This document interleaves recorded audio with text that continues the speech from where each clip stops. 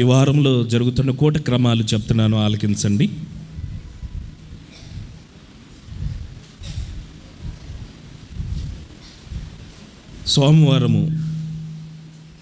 సోమవారం ఉదయము మా గురజాల్లో నిశ్చితార్థం ఉంది. అక్కడికి ఇమానుయేల్ పాస్టర్ గారు వస్తున్నారు. సాయంకాలం మిర్యాలగూడ బాకాస్పేట అంట, అక్కడ ఏముందమ్మా అది సభ, అక్కడ సభ రాత్రికి అక్కడ సభ జరుగుతుంది. మంగళవారం సువార్త కోడిక, కొత్త గణేశుని పాడట. బుధవారము వాగ్దాన సందేశ కూడిక ఉదయం 10 గంటలకి. గురువారం విజయవాడలో ఉంటారా? గురువారం విజయవాడలో ఉంటారట. శుక్రవారం కడపలో ఉంటారు. శనివారం శుద్ధీకరణ కోడిక, ఆదివారం ప్రభు బల్లారాధన. ఈ కోడికలన్నీ దేవుడు ఆశీర్వాదకరంగా జరిగించేటట్లుగా చేతులెత్తి స్తోత్రం చెల్లించుదాం. స్తోత్రం, స్తోత్రం, స్తోత్రం, స్తోత్రం, స్తోత్రం. మందిరం కట్టడానికి బల్లారాధన ఈ కార్యక్రమం అయిపోయిన ఆదివారం నుంచి ఇదంతా పడేసి వెనక నుంచి మందిరం కట్టబోతున్నారు. మీ పాస్టర్ గారు వివరాలు చెప్తారు. అయితే 80 వెడల్పు, 140 పొడవు అని అన్నారు. మరి అది మనకి ఆ మాత్రం తెలుసు. తర్వాత ఏమన్నా మార్పులు చేర్పులు ఉంటే ఆయన చెప్తారు. దానికి రాజమండ్రి నుంచి కుమార్ అంకులు వచ్చారు. ఆయన ఇంజనీర్ అన్నమాట. ఐ సెక్షన్ మందిరం జరుగుతుంది. అది త్వరగా కట్టేస్తారు. ఐ సెక్షన్ మందిరం అంటే అది ఎన్నో సంవత్సరాలు కట్టరు. అది ఒక నెల, మహా అంటే నెల, లేదంటే 2 నెలలు అంతే. మీరు దయక్షేత్రంలో చూశారు కదా, అలాంటి మందిరం అన్నమాట ఐ సెక్షన్ అంటే. అది నెలలోపే అయిపోద్ది. దానికి 80 లక్షల వరకు చెప్పారట. 80 లక్షలు అంత ఐరనే ఉంటుంది. దానికి పెద్ద పెద్ద ఫ్యాన్లు అవి ఇవి మొత్తానికి ఏమేమి పెడతారో మనకు తెలియదు. ఐ సెక్షన్ మందిరానికి మాత్రం అంత అవుతుంది, 80. దానికి కావలసిన ఆర్థిక సహాయాన్ని ప్రభు అనుగ్రహించేటట్లుగా మీ కుడి చేతనెత్తి ప్రార్థన చేయాలి.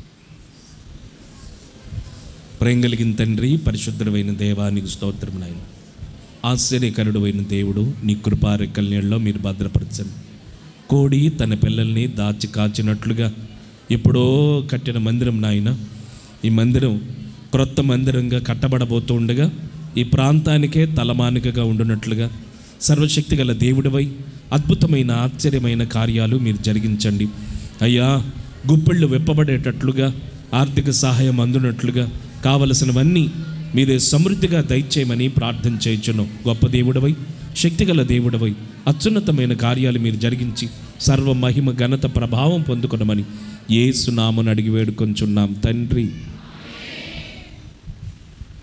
ప్రార్థనలు ఆలకించిన దేవుడు సహాయాన్ని దయచేయనట్టు స్తోత్రం చెల్లించదా.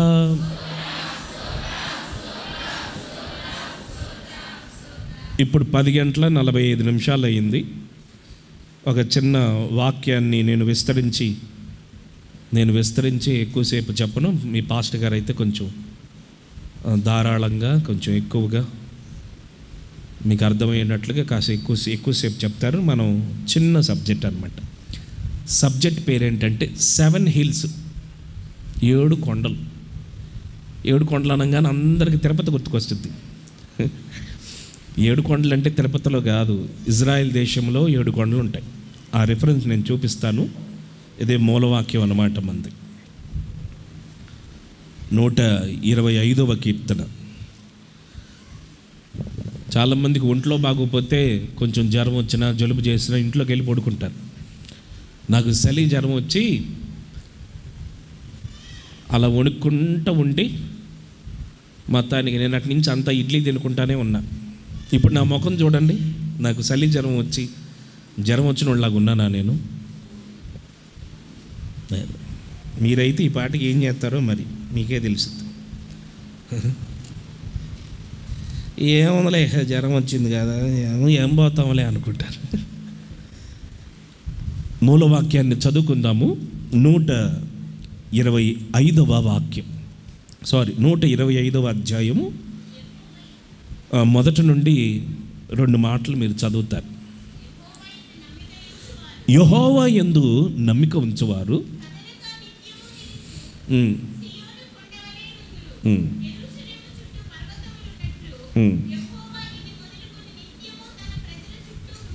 అది.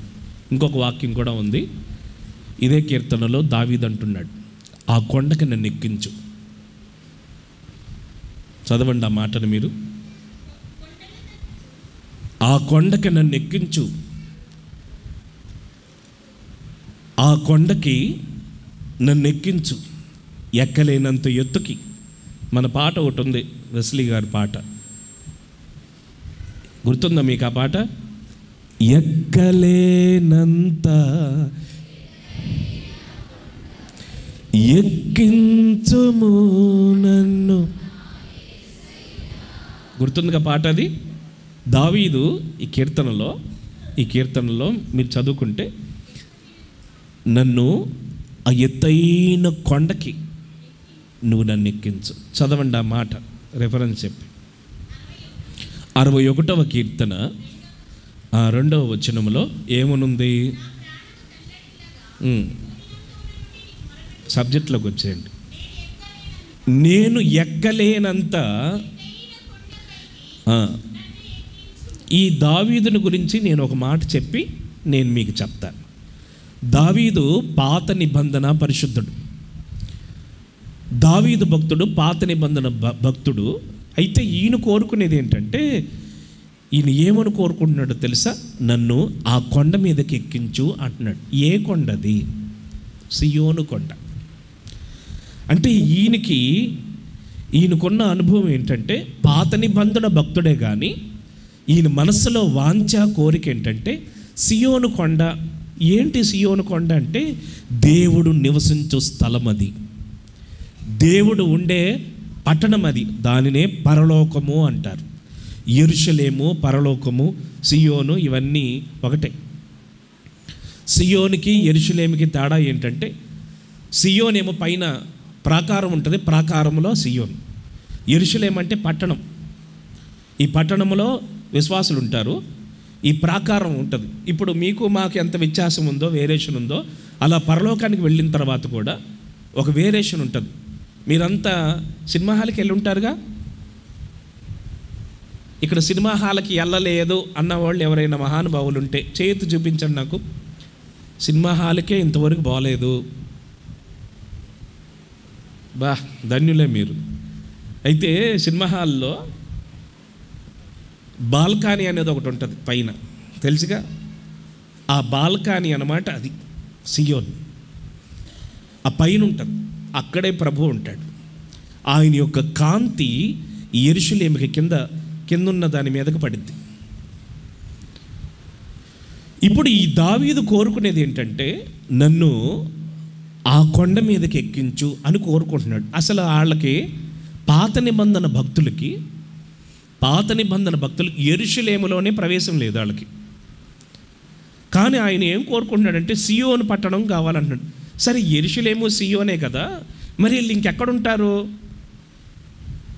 వాళ్ళని దేవుడు ఎక్కడ పెడతాడు? మరి ఈ దీంట్లో లేకపోతే నూతన ఆకాశంలో ఉంటారు వాళ్ళు. నేను మీకు ఒక చిన్న మాటలు నేను చెప్తాను, అవన్నీ రాసి పెట్టుకోండి. నేను మరొకసారి వచ్చినప్పుడు మిమ్మల్ని అడుగుతాను, అవి మీరు చెప్పాలి. ఆకాశము పైన 3 ఆకాశాలు ఉంటాయి, భూమి కింద 3 భాగాలు ఉంటాయి, ఆకాశము పైన 3 భాగాలు ఉంటాయి. ఈ ఆకాశానికి 3 భాగాలు, భూమి క్రింద 3 భాగాలు, దీనికి మధ్యలో మరొకటి ఉంటుంది, దాన్ని పరదైసు అంటారు. అవి కూడా 3 ఉంటాయి. మీకు అర్థమైందా? కన్ఫ్యూజ్ అయిపోయినారా? కిందున్న సంగతి చెప్తున్నా. ఈ కింద భూమి క్రింద ఇప్పుడు 3 భాగాలు ఉన్నాయి. ఎన్ని ఉన్నాయి? 3 భాగాలు ఉన్నాయి. ఒక టీచర్ చెప్తూ, పంచపాండవులు ఎంతమంది అని అడిగాడంట. ఏమాయి, 3 4 అన్నాడు. ఆయన ఎట్లా ఆల్రెడీ చేయి చూపించి పంచపాండవులు ఎంతమంది అని అడుగుతున్నాడు. అందుకని నేను కూడా మీకు చెప్తాను. భూమి క్రింద 3 భాగాలు ఉన్నాయి. అవి హెల్, ఔటర్ డార్క్నెస్, బాటమ్లెస్ పిట్. నరకము లేదా పాతాళము, నరకము లేదా పాతాళము, వెలుపటి చీకటి, అంతులేని అగాధం. ఈ అంతులేని అగాధం బాటమ్లెస్ పిట్ అనమాట. ఎంత పడితే దాంట్లోకి వెళ్ళిపోతూ ఉంటుంది. ఈ 3 భాగాలు కింద ఉంటాయి. యేసుప్రభు ఈ భూమి మీదకి వచ్చినప్పుడు ఏం చేశాడంటే, పరదైసు అనే దాన్ని క్రింద ఉండేది, దాన్ని ఏం తీసుకెళ్ళాడంటే, ఎఫెసీయులకు రాసిన పత్రికలో ఉంటుంది, చెరగా పట్టుకుని ఆయన ఆరోహణమై పైకి తీసుకెళ్ళాడు అని ఒక రిఫరెన్స్. ఎఫెసీయులకు రాసిన పత్రిక చదవండి, 4వ అధ్యాయం.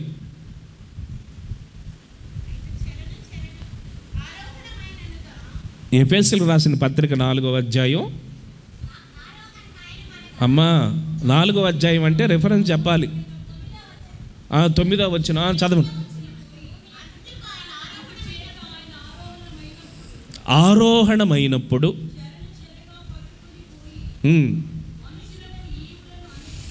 మనుషులకు ఈవులు అనుగ్రహించడానికి. ఇవి ఈ కిందున్న పరదేశిని ఏం చేశాడంటే, పాతాళ పరదేశిది కిందున్నప్పుడు అది దేవుడు చెరగా పట్టుకున్నప్పుడు, ఆకాశం పైకి తీసుకెళ్ళినప్పుడు అది పరలోకపు పరదేశిగా మార్చబడింది. దాంట్లో 3 భాగాలు ఉంటాయి. మళ్ళీ ఇవి మీకు ఇంతవరకు చెప్పారో చెప్పలేదో నాకు తెలియదు, కానీ నేను నేర్చుకున్నవి నేను మీకు చెప్తున్నా. అది మీకు అర్థం కాకపోతే మరలా అడగండి, నేను చెప్పడానికి సిద్ధం. నేను చెప్పినవి మాత్రమే నన్ను అడగాలి. కయోన్ని, హేబేలు వీళ్ళిద్దరి సంగతి, వాళ్ళిద్దరికి తాళాలు ఎందుకు ఇచ్చాడు, వాళ్ళందరికి పండు ఎందుకు తినలేదు, అవన్నీ అడగబాక. నేను ఏం చెప్పానో అయ్యే చెప్పండి. కయ్యోను ఎవరు చేశాడు, కయ్యోను భార్య ఎవరు, ఇవన్నీ నన్ను అడగబాకండి. ఇప్పుడు అడిగితే అవన్నీ చెప్పలేం. నేను ఏమైతే మిమ్మల్ని అడిగానో, ఒకవేళ మీకు అర్థం కాకపోతే మరలా అడిగితే నేను చెప్పినవే మరలా నాకు చెప్తే నేను మీకు చెప్తాను. ఇప్పుడు భూమి క్రింద ఉన్న 3 భాగాలు, వాటి పేర్లు చెప్పండి. పాతాళము, మళ్ళీ చెప్పండి. పాతాళము లేదా నరకం, అది ఫస్ట్ ప్లేస్. వెలుపటి చీకటి, అందుకే రాసుకుంటారా బాబు అంట.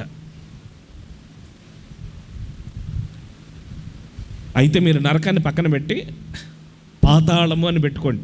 పాతాళము, రెండోది వెలుపటి చీకటి, మూడోది నేను చెప్పే సబ్జెక్టులు మీరు ఊరినే బుర్రబెట్టి తినేసి ఇక్కడికి వెళ్ళిపోయారనుకో వెళ్ళిపోద్దు.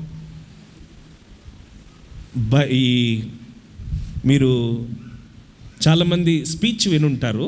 దీంట్లో 2 రకాలు ఉంటాయి. ఒకటి టీచింగ్ ఉంటుంది, 2 ప్రీచింగ్ ఉంటుంది. అర్థమైందా నేను చెప్తుంది? ఒకటి ప్రీచింగ్, ప్రకటించటం, అది క్రీస్తుని గురించిన కొన్ని మాటలు ఉంటాయి. టీచింగ్ ఉంటుంది, అది ఉపదేశం. మీరు ఎప్పుడైనా గుర్తుపెట్టుకోనండి, నేను వస్తే అది ఉపదేశ క్రమంలోనే ఉంటుంది. అది మీరు మరలా వాటిని విని వాటిని అర్థం చేసుకుని లోతైన సత్యములు. ఇవి ఎవరికి అంటే కాస్త ఎదిగిన వారికి. అర్థమైందా? ఎదిగిన వాళ్ళకి బిర్యానీ, చిన్నపిల్లలకి పాలన్నం. తిన్నారా? అదేనమాట సంగతి. ఇప్పుడు ఇవన్నీ మీరు వినండి. మరలా మీకు ఎవరు చెప్తారో నాకు తెలియదు, కానీ నేను మీకు చెప్పాలని అనుకుంటున్నా, చెప్తాను. ఇదంతా జస్ట్ ఇంట్రడక్షన్లోనే మీరు ఇక్కడ ఆపేశారు. నాది పెద్ద సబ్జెక్ట్, 7 పాయింట్లు. అది అవి చెప్పడానికి అవదలే, నేను 2-3 చెప్తాను మీకు అంతే. 7 హిల్స్ నేను చెప్పను, జస్ట్ 1, 2, 3 చెప్తాను అలాగా. అయితే ప్రస్తుతానికి ఇంట్రడక్షన్లో ఈయన కోరుకున్నాడు కదా, సియోను కొండ కావాలి నాకు అని కోరుకున్నాడు కదా, దాంట్లో ఏమున్నాయని తెలియాలిగా మనకి. అందుకోసం ఇవన్నీ చెప్పాల్సి వస్తుంది. కింద పాతాళము, వెలుపటి చీకటి, అంతులేని అగాధము, హెల్, ఔటర్ డార్క్నెస్, బాటమ్లెస్ పిట్. చెప్పండి. హెల్, ఔటర్ డార్క్నెస్, బాటమ్లెస్ పిట్ అన్నమాట. ఇవి భూమి క్రింద ఉండే స్థలాలు.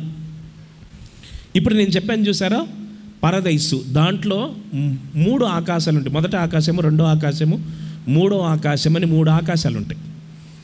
ఈ 3 ఆకాశాలలో మొదటి ఆకాశంలో పరిశుద్ధులు, ఎవరంటే వాళ్ళు, ఈ పరిశుద్ధులు ఎవరంటే, మనము క్రొత్త నిబంధనలో ఇప్పుడు చనిపోయి పాతి పెట్టబడి ఉంటారు చూసారా, వాళ్ళు ఉండే స్థలాన్నే మొదటి ఆకాశము అని అంటారు. అర్థమైందా నేను చెప్పిన మాటలు ఇప్పుడు మీకు? మొదటి ఈ పరదేశీలో మొదటి ఆకాశంలో ఉండేవాళ్ళు ఎవరు? కొత్త నిబంధన అంటే ఎవరు? మనమే. మనం చచ్చామనుకో, యేసుప్రభు రాలేదనుకో, ఎక్కడికి వెళ్తాం మనం? పరదేశీలో ఉన్న మొదటి ఆకాశంలోనికి వెళ్తాం. రెండవ ఆకాశం పాత నిబంధన భక్తులు. ఈ భూమి మీద మోషే, ఇదిగోండి మీరు ఈ కయ్యోను మొదలుకొని, ఆదాము మొదలుకొని, వీళ్ళందరూ మొదలుకొని యేసుప్రభు ఈ భూమి మీదకి వచ్చినంత వరకు వీళ్ళందరూ ఎవరిని అంటారంటే పాత నిబంధన భక్తులు అంటారు. ఆదాము మొదలుకొని, మొదటి ఆదాము మొదలుకొని కడపటి ఆదామైన యేసుప్రభు వరకు దీన్ని పాత నిబంధన భక్తులు అంటారు. వీళ్ళు ఎక్కడుంటారు? రెండో ఆకాశం. Very good. మూడో ఆకాశంలో ఎవరుంటారంటే, ఇప్పుడు మనము దీని గురించి చెప్పాలంటే మళ్ళీ ఒకటి చెప్పాల్సి వస్తుంది. ఇప్పుడు కాలాలు, యుగాలు అనేవి బైబిల్లో ఉన్నాయి. ప్రకటన, ఇది హెబ్రీలు రాసిన పత్రికలో మొదటి వచనాల్లో మీరు చదువుకుంటే 3-4 వాక్యాల్లో హెబ్రీ పత్రిక మొదటి అధ్యాయం 3-4 వాక్యాలు ఏముంది? ప్రపంచములను నియమించను అని ఉంది. ప్రపంచములను నియమించను. ఫుట్ నోట్లో మీరు చదివితే యుగములు అని ఉంటుంది. అయితే ఇప్పుడు ఏ కాలంలో ఉన్నాం, ఏ యుగములో ఉన్నాం అని అంటే, ఇప్పుడు రైన్స్ పడుతున్నాయి కాబట్టి అందరూ ఏమంటారు? ఆత్మీయంగా బైబిల్ ప్రకారంగా ఇప్పుడు మనం ఏ కాలంలో ఉన్నాం? అమ్మా ఎందుకు వచ్చావు ఇక్కడికి? వెనక్కి వెళ్ళి కూర్చో, నిద్ర వస్తే. ఒంట్లో బాగోకపోయినా వచ్చానమ్మా, నేను రానని చెప్పకుండా కూర్చుని నిద్రపోతే అట్లా ఎవరైనా కనపడ్డారనుకో, ఒక్క పోటు పొడు. ఏమనంటే హల్లెలూయా చెప్పన్నాడు పాస్టర్ గారు అని చెప్పు, నా మీద వేసేయి, గుద్దండి ఎవరినైతే వాళ్ళని. జ్వరం వచ్చినా నిన్ను ఒకటి కొత్త నిద్రపోతే అట్టా మీరు? అది ఇది నేను ఎందుకు చెప్పాల్సి వస్తుందంటే, ఈ మూడో ఆకాశంలో ఉండే వాళ్ళ గురించి చెప్పాలంటే కాలాల గురించి చెప్పాలి. ఇవి కూడా చెప్తున్నాను చూడండి. అమాయక కాలము, ఫస్ట్ దేవదూతల కాలం. దేవదూతల కాలం ఫస్ట్ది. 2 అమాయక కాలం లేదా అజ్ఞాన కాలం అంటారు. ఏదో ఒకటి రాసుకోండి చాలు మీరు. 3 మనస్సాక్షి కాలం. 4 ధర్మశాస్త్ర కాలం. 5 మధ్యకాలం. 6 కృపాకాలం. 7 శ్రమల కాలం. 8 మహాశ్రమల కాలం. దీని తర్వాత యుద్ధం అనేది ఒకటి జరుగుతుంది. అది హార్మోన్ యుద్ధం అంటారు. సాతానుగాడు బంధించబడతాడు. వీళ్ళంతా బంధించబడిన తర్వాత 1000 సంవత్సరాల పరిపాలన జరుగుతుంది. 1000 సంవత్సరాల పరిపాలన 9. 1000 సంవత్సరాల తర్వాత గోగు మాగోగ్ అనే వాళ్ళు రిలీజ్ అయ్యి దేవునితో యుద్ధం చేస్తారు. అక్కడ న్యాయ తీర్పు అనేది ఒకటి జరుగుతుంది. దాన్ని ధవళ సింహాసనపు తీర్పు అంటారు. అది మత్తయి సువార్త 25వ అధ్యాయంలో మనం చదువుకుంటే గొర్రెలు మేకలు అని ఉంటుంది. వీళ్ళే ఈ నీతిమంతులు, కుడి చేతి వైపున ఉన్న నీతిమంతులు మాత్రమే పరదైశీలో అక్కడ పెడతాడు దేవుడు. ఇప్పుడు మీకు అర్థమైందా? మళ్ళీ చెప్తున్నాను చూడండి. కాలాలు: దేవదూతల కాలము, అమాయక కాలము, మనసాక్షి కాలము, ధర్మశాస్త్ర కాలము, మధ్యకాలము, కృపాకాలము, శ్రమల కాలము, మహాశ్రమల కాలము, 1000 ఏండ్ల పరిపాలనా కాలము, లాస్ట్ది నిత్యకాలం.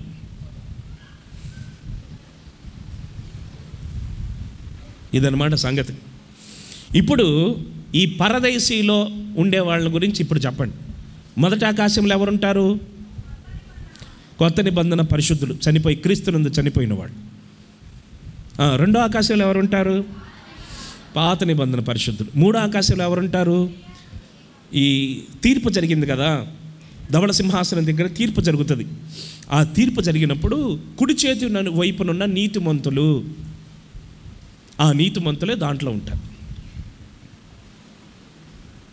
అదనమాట సంగతి. ఇప్పుడు పరలోకానికి వెళ్దాం.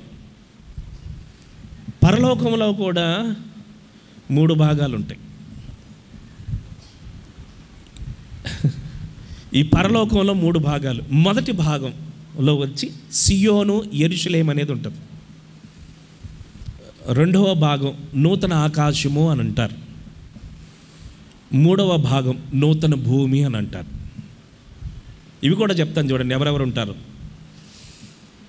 ఈ సియోనులో ప్రకటన గ్రంథం 14వ అధ్యాయం మొదటి 6 వచనాల్లో ఉండే పరిశుద్ధులు ఉంటారు. వాళ్ళు అనిందులు, అబద్ధమాడని వాళ్ళు, స్త్రీ సాంగత్యమున అపవిత్రులు కాని వాళ్ళు, వర్జిన్స్ అని ఉంటారు, పెళ్ళి కాని వాళ్ళు. స్త్రీ పురుష భేదం లేదు, యేసుక్రీస్తునందు సమర్పించుకొని సేవ చేసేవాళ్ళు ఆ సియోనులో అక్కడ ఉంటారు. యెరూషలేములో వీళ్ళ సంఖ్య లేదు కానీ 1500 మైళ్ళు వెడల్పు, 1500 మైళ్ళు వెడల్పు పొడవు చెక్చవకముగా, అంటే ఎటు చూసిన ఒకేలాగా ఉండే స్థలంలో ఎంతమంది పడతారో దాంట్లో ఉండేవాళ్ళు యెరూషలేములో ఉంటారు. ఇది మొదటి ఆకాశంలో ఉండే భాగం. రెండో ఆకాశంలో ఉండే దాన్ని ఏమంటారంటే నూతన ఆకాశం అంటారు. ఈ నూతన ఆకాశంలో ఎవరంటే పాత నిబంధన భక్తులు, సాధారణమైన హతసాక్షులు, పరిశుద్ధులు. మూడో ఆకాశం అనే భూమిలో ఎవరుంటారంటే మీ కింద చెప్పాను కదా, ధవళ సింహాసనం తీర్పులకు వచ్చిన నీతిమంతులు, వాళ్ళు దాంట్లో ఉంటారు. దీంట్లో ఉన్నవాళ్ళు దాంట్లో షిఫ్ట్ అవుతారు అంతే. పరదేశీలో ఉన్నవాళ్ళు పై దాంట్లోకి షిఫ్ట్ అవుతారు. ఇప్పుడు మీకు అర్థమైందా? ఇప్పుడు ఈయన దావీదు కోరుకున్న మాట ఏంటి? నన్ను సియోను కొండ మీదకి ఎక్కించు. అవిద్దండి. అంటే పాత నిబంధన భక్తుడై ఉండి తనకి ప్రకటన చూడండి, తన కోరిక చూడండి, తన ఆంక్ష చూడండి. ఎక్కడికి వెళ్ళాలనుకుంటున్నాడు? సియోన్లో. మరి సియోన్లో అవకాశం ఎవరికి? మరి మీరు చెప్పండి. సియోన్లో ఎవరికి అవకాశం? పరిశుద్ధంగా బ్రతికి స్త్రీ సాంగత్యం అపవిత్రులు కాకుండా అనిందులు.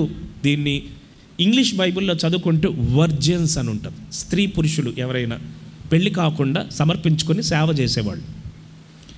ఆ సేవకులు నిందలు, అవమానాలు, కన్నీళ్ళు, బాధలు పడి, నానా బాధలు పడి ఆయన దగ్గర ఒక పాట పాడతారు. ఆ పాట ఏంటంటే ఎవరు పాడరో, ఎవరు నేర్చుకోలేరు ఆ కీర్తన అని ఉంటుంది. వాళ్ళకేనో దేవుడికే తెలుసు అంట. ఇప్పుడు మీకు అర్థమైందా? ఇప్పుడు దావీదు కోరుకునే స్థలం మీకు అర్థమైందా? ఎక్కడ కోరుకుంటున్నాడు? అది.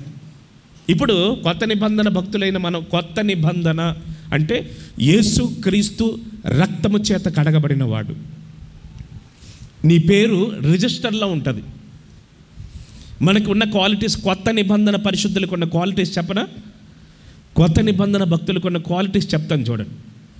ఈ కొత్త నిబంధన భక్తులకి క్వాలిటీస్ ఏంటంటే, మనకున్న కొత్త నిబంధన భక్తులైన మనకి ఉన్న క్వాలిటీస్ ఏంటంటే, మనము యేసు రక్తము చేత కడగబడతాం, దేవుని ఆత్మ చేత నింపబడతాం, సంఘ సహవాసములో, అపోస్తుల యొక్క సహవాసంలో మనం ఉంటాం. ఇంత మాత్రమే కాదు, మన పేర్లు గ్రంథములో లిఖించబడతాయి. గ్రంథం అని ఓ సబ్జెక్ట్ వస్తే దానికి కూడా మళ్ళీ 5 ఉంటాయి. చూసారా? ఒకదానికొకటి అట్లా లింక్స్ ఉంటాయి. గ్రంథాలు అని బైబిల్లో ఉన్నాయి. అది ఎక్కడ కనబడుద్ది అంటే ప్రకటన గ్రంథం 20వ అధ్యాయంలో గ్రంథములు విప్పబడినప్పుడు ధవళ సింహాసనం ఎదుట తీర్పు జరుగుతుంది. విన్నారా? ఇవి నేను చెప్పే మాటలు ఎప్పుడైనా విన్నారా మీరు? ఆ గ్రంథాల పేర్లు చెప్పైతే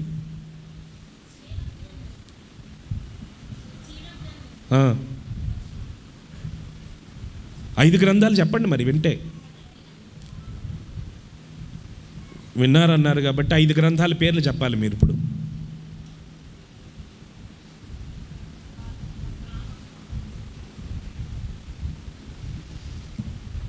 టైం వేస్ట్ అయిపోద్ది, నేను చెప్తాను చూడండి. మళ్ళీ ఇంకోసారి నేను వచ్చినప్పుడు అడిగినప్పుడు మీరు చెప్పండి. చెప్పనా? మీరు చెప్తారా?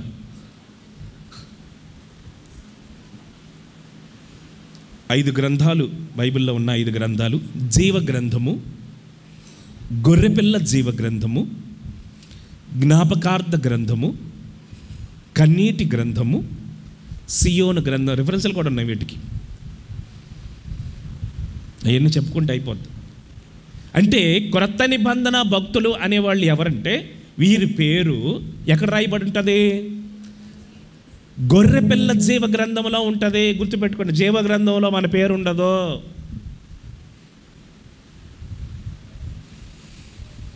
గొర్రెపిల్ల జీవ గ్రంథమందు అంటే నువ్వు యేసు రక్తం చేత కడగబడిన నీ పేరు గొర్రెపిల్ల జీవ గ్రంథమందు ఉంటుంది. పాత నిబంధన భక్తుల పేర్లు జీవ గ్రంథంలో ఉంటుంది. అది చూడు, ఆయన చూడు, ఈయన ఇదిగా నువ్వే అనుబోడు కదిలిస్తూ ఉండు మనిషిని.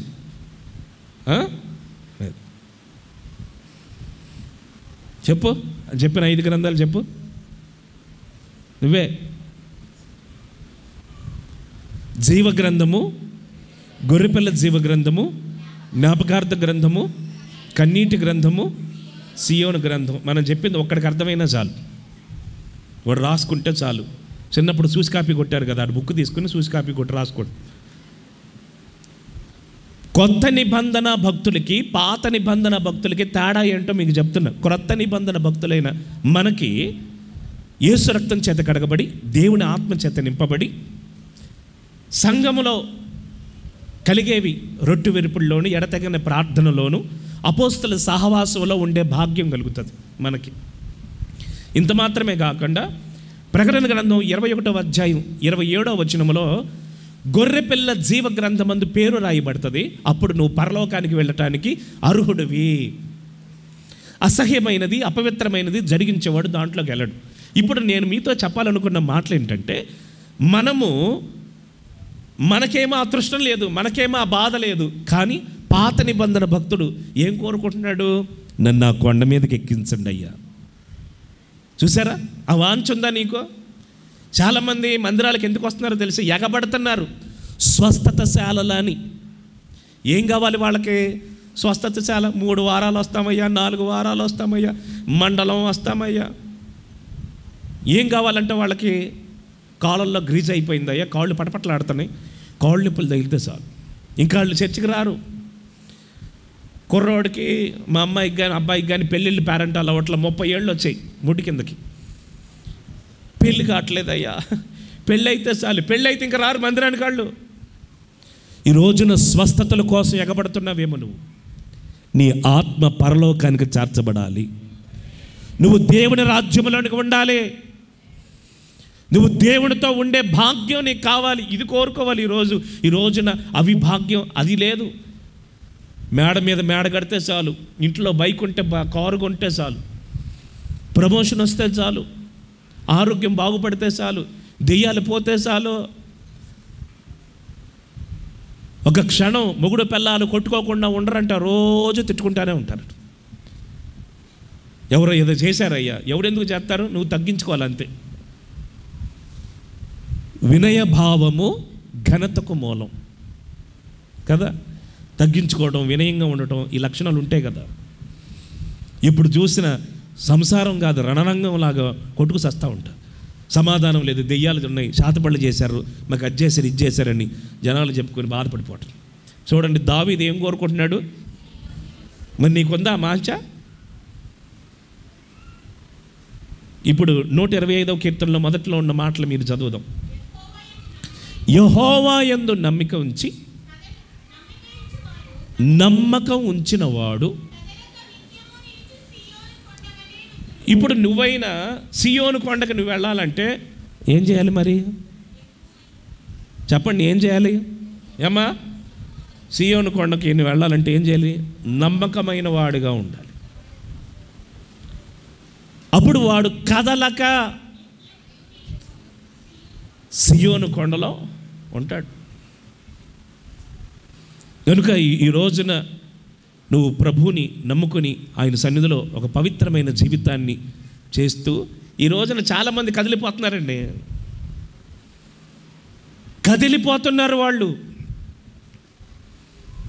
వాళ్ళ జీవితాల్లో కదిలికలు ఊరినే కదిలిపోతున్నారు. ఊరినే వాళ్ళ జీవితాలు పతనమైపోయిన పరిస్థితులు కదిలిపోతున్నారు. అంటే ఊగిపోతున్నారు. చిన్నదానికి పెద్దదానికి అలగటమే. కదిలిపోతున్నారు. కదులుతున్న వాడిని యెషయా గ్రంథంలో ఏముందో తెలుసా? భక్తిహీనుడు అని ఉంటుంది.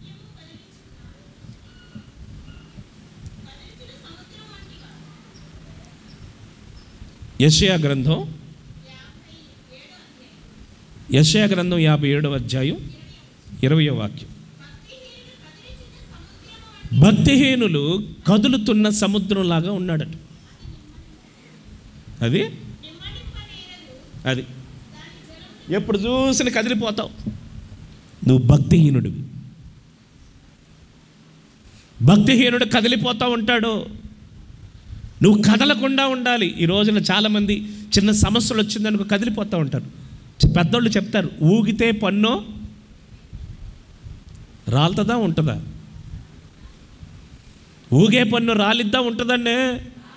అది భక్తిలో నువ్వు ఊగిపోకూడదు, విశ్వాసంలో ఊగిపోకూడదు, పరిచర్యలో నువ్వు ఊగిపోకూడదు. ఊగిపోతున్నావా పడిపోతావు. ఎప్పుడు పడిపోతావో తెలియదు. కనుక నీ జీవితంలో నువ్వు ఊగిపోకుండా, నువ్వు కదిలిపోకుండా దేవుని యందు నమ్మిక ఉంచు. నిన్ను పిలిచింది ఎవరు? నిన్ను దేవుని సన్నిధికి తీసుకొని వచ్చింది ఎవరు? నువ్వు దేవుని సన్నిధిలో ఈ విధంగా నడిపించబడుతున్నావంటే, దేవుళ్ళలో నువ్వు ఉన్నావంటే, నువ్వు ఎలాగ ఇవన్నీ చేయగలుగుతున్నావు, ఏం చేస్తున్నావంటే నువ్వు ఆయన మీద నమ్మకం ఉంచే కదా వచ్చావు. ఆయన మీద నమ్మకం ఉంచి. నిన్ను పిలిచింది ఎవరు? నిన్ను తీసుకొని వచ్చింది ఎవరు? ఈ పరిచర్యలో మనం ఉన్నాం. ఇలాంటి సమర్పణ కలిగిన పరిచర్యలో మనం ఉన్నాం, నడిపించబడుతున్నాం. నువ్వు ఎందుకు వచ్చావు? ఎవరు నిన్ను పిలిస్తే వచ్చావు? ఎవరు పిలిస్తే వచ్చావు? నువ్వు మరి ఆ పిలిచిన వాళ్ళు ఉన్నారా? నన్నైతే నేను సికింద్రాబాద్,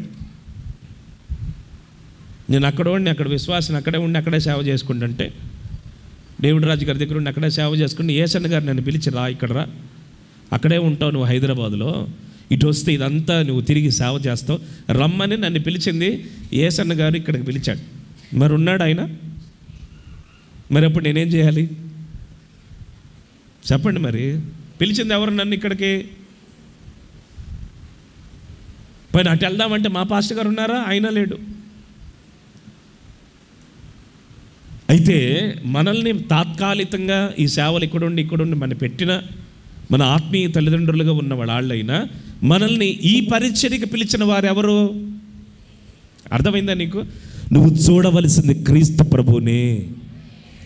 మనుషులను చూస్తే ఆగిపోతావా? నీ పరిచర్య ఆగిపోద్ది, నీ సేవ ఆగిపోద్ది, నీ విశ్వాసం ఆగిపోద్ది. నువ్వు మనుషులను చూస్తే కదిలిపోతావు, పడిపోతావు. నిన్ను పిలిచిన వారు ఎవరో అది గుర్తుపెట్టుకోవాలి. మనము చీకట్లో మగ్గిపోతున్న మనల్ని ఆశ్చర్యకరమైన తన వెలుగులోనికి ప్రభు మనల్ని పిలుచుకున్నాడు. నువ్వు అక్కడ మీరు చదువుకుంటే ఏముందంటే, దేవుని యందు నమ్మిక ఉంచువాడు కదలక నిత్యము నిలిచి ఉండు సియోను కొండలాగా ఉంటాడు. ఇంకొక కింద వచనం చదివితే, యెహోవా ఇది మొదలుకొని ప్రజల చుట్టూ ఉండును. మీరు చదవాల్సింది చదవాల. యెరూషలేము చుట్టూ పర్వతములు ఉన్నట్లు. అది మనకు కావాల్సింది అదే. యెరూషలేము చుట్టూ ఏమున్నాయి? అవి 7 ఉంటాయి. యెరూషలేము చుట్టూ ఈ పర్వతాలు, ఈ కొండలు ఎన్ని ఉంటాయి అంటే 7 ఉంటాయి. అవి ఆ పర్వతములు ఉండినట్లు నేను మీ చుట్టూ ఉంటాను అని దేవుడు చెప్తున్నాడు. ఈ హీల్స్ గురించి, ఈ పర్వతాల గురించి, ఈ కొండల గురించి నేను కొన్ని మాటల్ని నేను మీకు చెప్తాను. ఆదికాండం 22వ అధ్యాయం 2వ వాక్యం. దీని పేరు మోరియా. మోరియా పర్వతం అనుకో, కొండనో రాసుకోండి, చదవండి.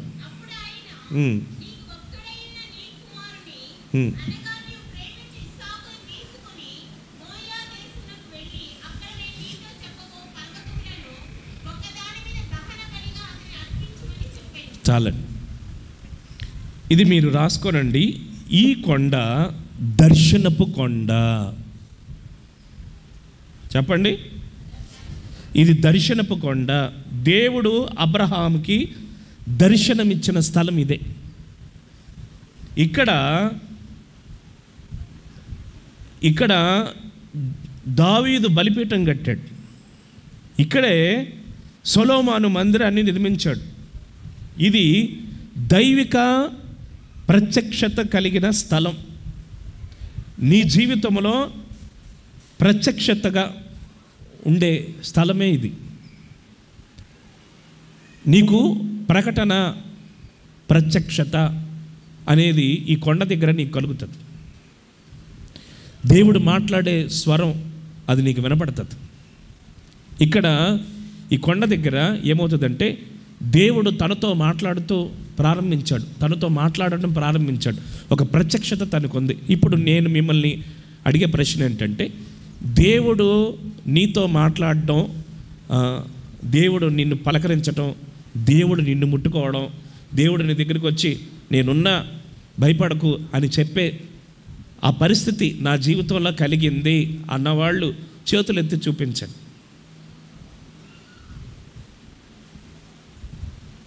చూసారు ఎంత పర్సంటేజ్ ఉందో? కొత్త సినిమాలు ఏమొచ్చాయని అడగాల. ఏరా ఏమొచ్చాయి? నువ్వే బ్లూ షర్టు,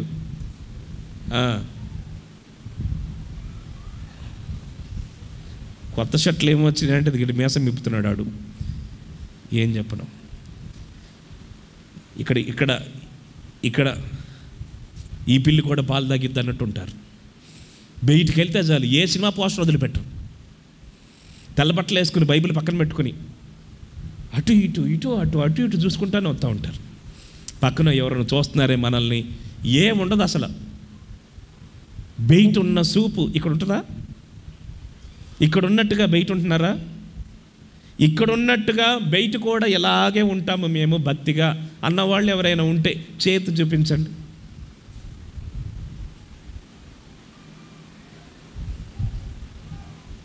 నాలాగా వయసు అయిపోయిన వాళ్ళు ఎత్తారు. 41. మనకు కూడా దేని మీద పెద్ద ఆశలు లేవు. బట్టలు వేసుకోవాలి, అవి పెట్టుకోవాలి, ఇవి పెట్టుకోవాలి, అవి చేసుకోవాలి, ఏం ఆశలు లేవు. 41 వయసు నాకు, ముసలోళ్ళం అయిపోయి. అంటే ఇంకా ఉన్నాయి, మీకు ఆశలు ఉన్నాయి, ఆశలు కోరికలు ఇంకా నెరవేర్చుకోవాలని అనుకుంటున్నారు. అయితే నేను మీతో చెప్పాలనుకున్నది ఏంటంటే, ఇక్కడే కూర్చుంటారు, మెసేజ్ పెడతారు, తిన్నావా అని.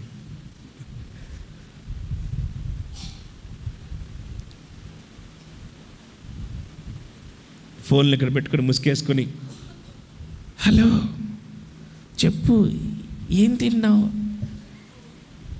అక్కడి నుంచి కాకరకాయ కూర, చేదు లేదా? ఎవరో కనెక్ట్ అయినట్టున్నారు.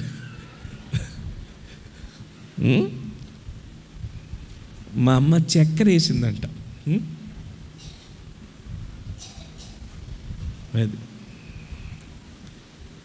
కొంచెం ఇది కొంచెం తగ్గించుకోండి. బైబిల్లో ఏముందో తెలుసా? ఎక్కువగా దుర్మార్గులై ఉండొద్దు అని ఉంటుంది. ఎక్కువగా దుర్మార్గుడు అయ్యామనుకో తీసేస్తాడు, అంతే, తుంచి అవతల పారేస్తాడు. అంటే తక్కువగా దుర్మార్గతగా ఉండొచ్చా అని అంటారేమో. అంటే మనం చెప్పక్కర్లా, ఆటోమేటిక్గా అన్నీ ఉంటాయి లోపల. ఇప్పుడు అక్కడ దాకెందుకు? మనలో ఆ దుర్మార్గత ఉన్నదో లేదో నేను మీ నోటితో చెప్పిస్తా చూడండి. ఇప్పుడు ఇక్కడ భోజనాలు పెట్టి ఏ మటను అందరికి వేస్తూ ఒక ఆడామికి, అది కూడా నడు వయసు లేదా కొంచెం 40 అవతల ఉన్న వాళ్ళకి పులుసు వేసి 2 ఎముక ముక్కలు వేయాల. పక్కనున్న ఇటు పక్కన ఉన్న ఆమెకి మెత్తన ముక్కలు వేయాలా, అటు పక్కన ఉన్న వాళ్ళకి మెత్తన ముక్కలు వేయాలా. ఈమెకు మాత్రం అంత పులుసు వేసి 2 ఎముకలు వేయాలా. ఏం చేసిద్దామే? కళ్ళు పోయినా అదేం చేసావు, దానికి ఎంత వేసావు, దీనికి ఎంత వేసావు, నాకేంటి ఎట్ట చేసావు అంటారా అనరా? ఉందా లేదా దుర్మార్గత? ఉందా? ఉంటుంది, ఆటోమేటిక్గా ఉంటుంది. తగ్గించుకోండి ఇంకొంచెం. ఇక నేనేం చెప్తానంటే, ఈ దర్శనపు కొండ, నిన్ను దర్శించిన కొండ, నీకు దర్శనము కలిగిన వాడవై ఉండాలి. ఇక్కడ మీరు పరిశుద్ధ గ్రంథంలో చదువుకుంటే ఏముందంటే, దైవోక్తి లేనివాడు. మీకు అర్థమైందా? దైవోక్తి లేకపోతే, దర్శనం లేకపోతే విచ్చలవిడిగా బ్రతుకుతారు వాళ్ళు. నీకు దైవోక్తి ఉండాలి, నీకు ఒక దర్శనం ఉండాలి, దేవుడు నీతో మాట్లాడిన అనుభవం ఉండాలి. అయ్యో దేవుని సన్నిధిలో ఉన్నామే, మనము దేవుని నమ్ముకొని ఉన్నామే, ఈ శరీరం రక్షించబడి ఉన్నదే, ఈ ఆత్మ దేవుని కొరకు తప్పించేటట్లుగా ఉండాలి అని వాంఛ నీ జీవితంలో ఉండాలి. ఇప్పుడు చూసినా ఏం మింగుతాం, ఏం చూద్దాం, ఏం రీల్స్ వచ్చాయి, ఏమి ఇది వచ్చాయి, అది వచ్చాయి, ఇది వచ్చాయి, ఇవి చూసుకోవడమే తప్ప ఒక దర్శనం కలిగి నడిపించబడటం, ఒక ప్రత్యక్షత నీ జీవితంలో ఉండటం, అలాగిన దేవుడు తనతో మాట్లాడిన అనుభవం, దేవుడు తనతో చూసిన స్థలం. ఇదిగోండి, తనకు ఒక్కడే కుమారుడున్నా అతను తీసుకుని వచ్చి బలిపీఠం మీద పెట్టమన్నా తీసుకుని వచ్చి దేవుడికి అప్పచెప్పేస్తే ఒకటే మాట అబ్రహాంతో, అబ్రహామా నీవు దేవునికి భయపడుచున్నావని నాకు కనపడుచున్నది అంటున్నాడు. మనకి ఇంకే ఏమి హోప్స్ లేవు, ఏం పరిస్థితులు లేవు. అయినా సరే ఆ దేవుడు కోరుకున్నది తీసుకుని వచ్చి ఆ బలిపీఠం మీద పెట్టగలిగిన స్థితి మీకుందా?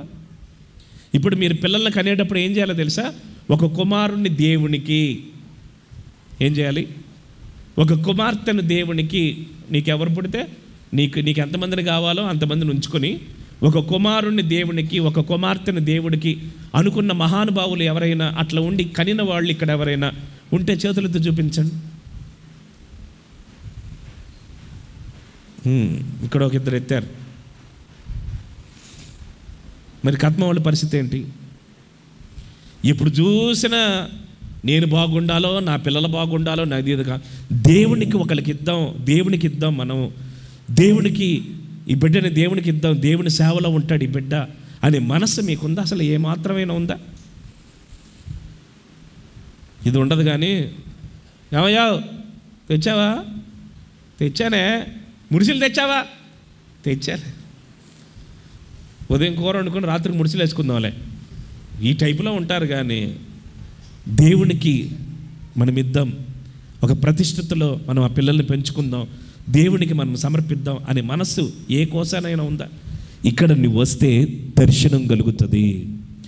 ఇక్కడికి నువ్వు వస్తే దేవుడు నీతో మాట్లాడతాడు. ఈ మాటలు చెప్పేటప్పుడు ఎవడికి కనీసం అట్లా అని కూడా సంతోషంగా ఏమనిపించదు. దేవుడు మిమ్మల్ని ఆశీర్వదించునుగాక. చూసారా ఇప్పుడు వచ్చింది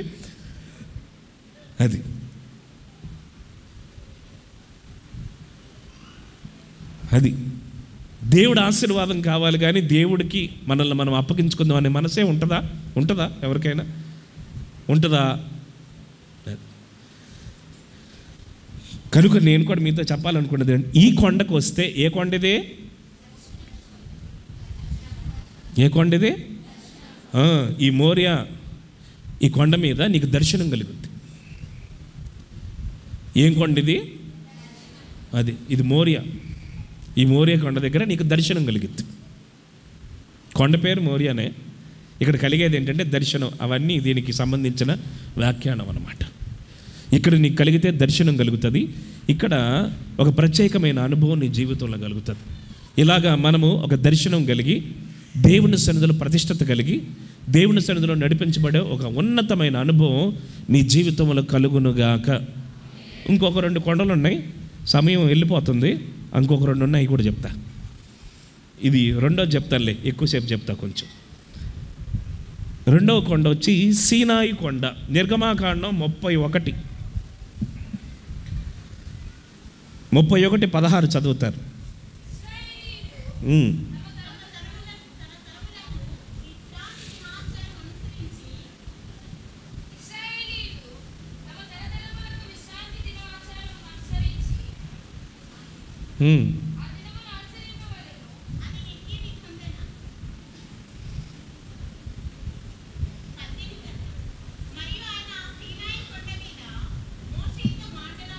పద్దెనిమిది 31:18.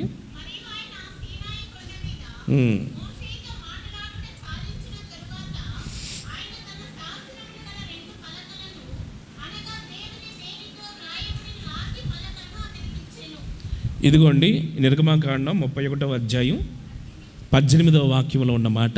ఏ కొండ? ఈ కొండ సీనాయి కొండ. ఇక్కడ నేను కొన్ని మాటలు మీకు చెప్తాను. ఈ సీనాయి కొండ మీద ఇందాక నేను మీకు చెప్పాను కదా కాలాల గురించి. ఇప్పుడు చెప్పండి. మొదటి కాలం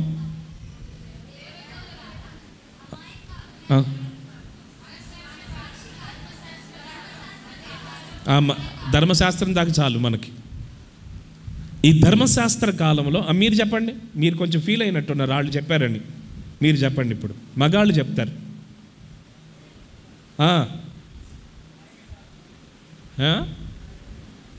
వినపడలా? ఒరే దేవదూతల కాలం రా. ఫస్ట్ దేవదూతల కాలం. 2 అమాయక కాలం,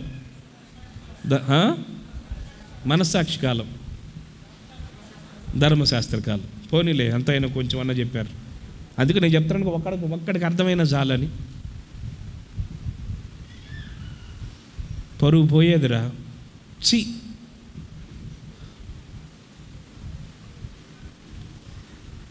ఈ ధర్మశాస్త్ర కాలములోనే అదే ఈ ధర్మశాస్త్రం అనేది ఎక్కడ వచ్చిందంటే సీనాయి పర్వతం మీదకి వచ్చినప్పుడు. మీరు పరిశుద్ధ గ్రంథంలో చదివితే లా అని ఉంటుంది. మీరు ద్వితీయోపదేశకాండంలో చదువుకున్నప్పుడు దేవుడు ధర్మశాస్త్రాన్ని, కొన్ని పుస్తకాలని వారికి ఇచ్చినట్లుగా మీరు ఈ కాండాల్లో చదువుకోవచ్చు. దేవుడు సీనాయి పర్వతం మీదకి మోషే వెళ్ళినప్పుడు, దేవుడి దగ్గరికి మోషే సీనాయి కొండ మీదకి వెళ్ళినప్పుడు ఏమి జరిగాయి, ఏమేమి సీనాయి కొండ మీద దేవుడు ఇచ్చున్నాడు, అవి నేను మొట్టమొదటిగా మీరు ఇప్పుడు నిర్గమాకాండం 31:18 ఏం చదివారంటే రాతి పలకలు మాత్రమే చదువుకున్నారు. ఇంకా ఉన్నాయి. దేవుడు సీనాయి పర్వతం మీద మోషేకి ఏమేమి ఇచ్చాడంటే, హెబ్రీలకు రాసిన పత్రికలో కొండ మీద నేను నీకు చూపించిన మాదిరి చొప్పున చేయుటకు నీవు జాగ్రత్త పడవలెను అని ఉంటుంది. మీరు ఆ మాటని హెబ్రీలకు రాసిన పత్రిక 8వ అధ్యాయం 5వ వాక్యాన్ని మీరు చదివినప్పుడు అక్కడ ఉంది చూడండి. మోషే గుడారమును అమర్చబోయినప్పుడు, ఇదిగోండి ప్రత్యక్షపు గుడారాన్ని కట్టమని దేవుడు చెప్పాడు. 2 కింద లైన్ చదివితే యాజకులు పరలోక సంబంధముకు వస్తు ఛాయారూపకమైన అది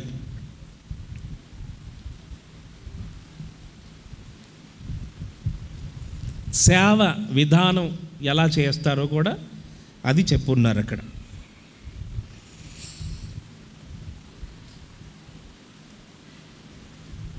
ఇంకా మీరు కిందకి చదివినా మీకు తెలుస్తుంది. శ్రేష్టమైన సేవకత్వం వాళ్ళు పొంది వీళ్ళు ఆ సేవను చేసేటట్లుగా జరుగుతుంది. ఒకటి ఇప్పుడు నేను చెప్తాను చూడండి. 1 రాతి పలకలను ఇచ్చారు. 2 ప్రత్యక్షపు గుడారాన్ని కట్టమని దాని ఛాయారూపకాన్ని ఇచ్చారు. 3వది సేవ ఎలా చేయాలో అనేది చెప్పారు. వీటిని గురించి ఇవి అన్నీ ఎక్కడ జరిగాయి అంటే సీనాయి పర్వతం మీద దేవుడు ఇచ్చున్నాడు. వీటిని వివరించి చెప్తాను. దీన్ని వివరించితేనే నాకు చాలా టైం పట్టింది.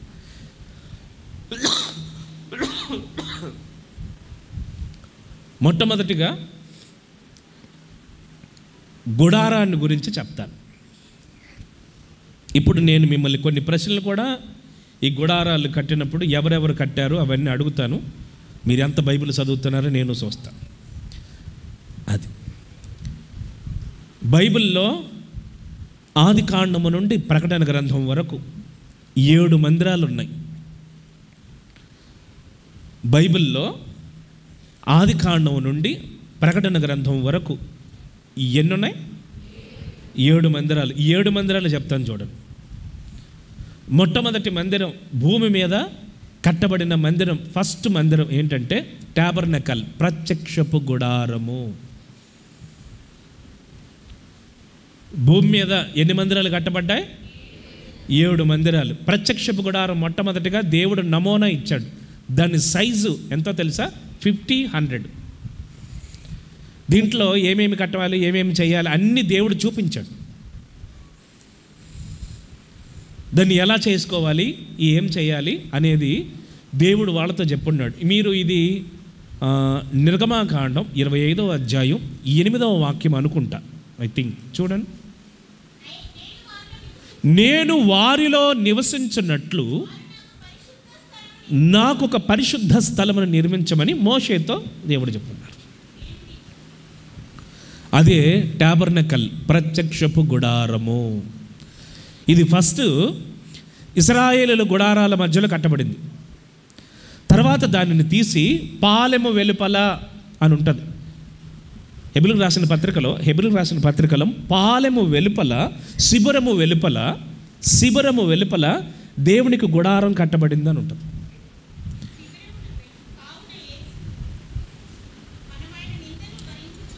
ఈ శిబిరము వెలుపల ఆ గుడారం కట్టబడి ఆయన వధించబడి అది క్రీస్తు యొక్క సిలువను చూపిస్తుంది. మొట్టమొదటి మందిరం చెప్పండి, మందిరం పేరు ఎవరు కట్టారు దీన్ని? ఇది చెప్పాలి ఇప్పుడు మీరు. మోషే కడతాడా? ఇక్కడ మందిరం కట్టిస్తున్నారు. ఇప్పుడు మందిరం కట్టిస్తుంది ఎవరు? మందిరం కట్టిస్తుంది ఎవరు?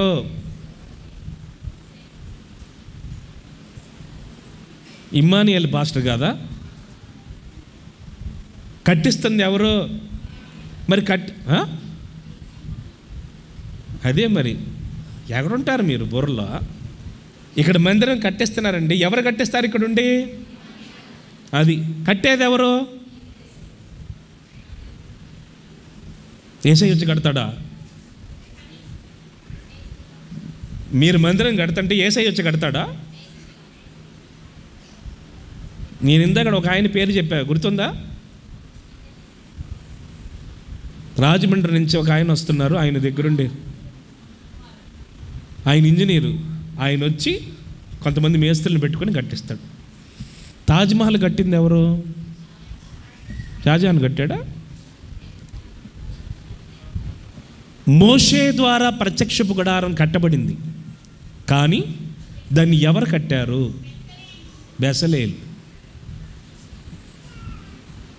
బెసలేలు కట్టించారు. బెసలేలు కట్టాడు. ఆయనకి మంచి దేవుడి జ్ఞానం ఇచ్చున్నాడు. మొట్టమొదటి మందిరం పేరు చెప్పండి. ప్రత్యక్షపు గుడారం. ఇశ్రాయేల్ ప్రజలకి సీనాయి పర్వతం మీద అక్కడికి వెళ్ళినప్పుడు మోషేతో దేవుడు మాట్లాడి అక్కడ ఒక మందిరాన్ని కట్టమని చెప్పాడు. ఆ మందిరం పేరే ప్రత్యక్షపు గుడారం. ఇది మొట్టమొదటి గుడారం. దీన్ని కట్టిన వాళ్ళు ఎవరో? బెసలేలు. రెండవ మందిరం సొలొమోను ద్వారా కట్టబడిన మందిరం. ఇవన్నీ తెలుసుకోండి, చరిత్ర ఎట్లెట్లు జరిగాయి, ఏమేమి జరిగాయి ఇవన్నీ తెలుసుకోండి. ఎప్పుడు చూసినా జక్కయ్య చెట్టు ఎక్కాడు, చెట్టు దిగాడు, హల్లెలూయా అనుకుంటేట. రెండవ మందిరం ఎవరు కట్టారు? సొలొమోను కట్టాడు. ఆ సొలొమోను ఎవరి ద్వారా కట్టించాడు? హీరామ్ గారు.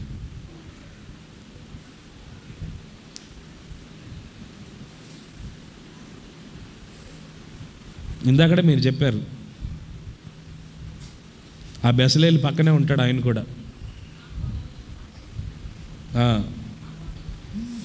అహోలియాబు ఆయనే కట్టింది.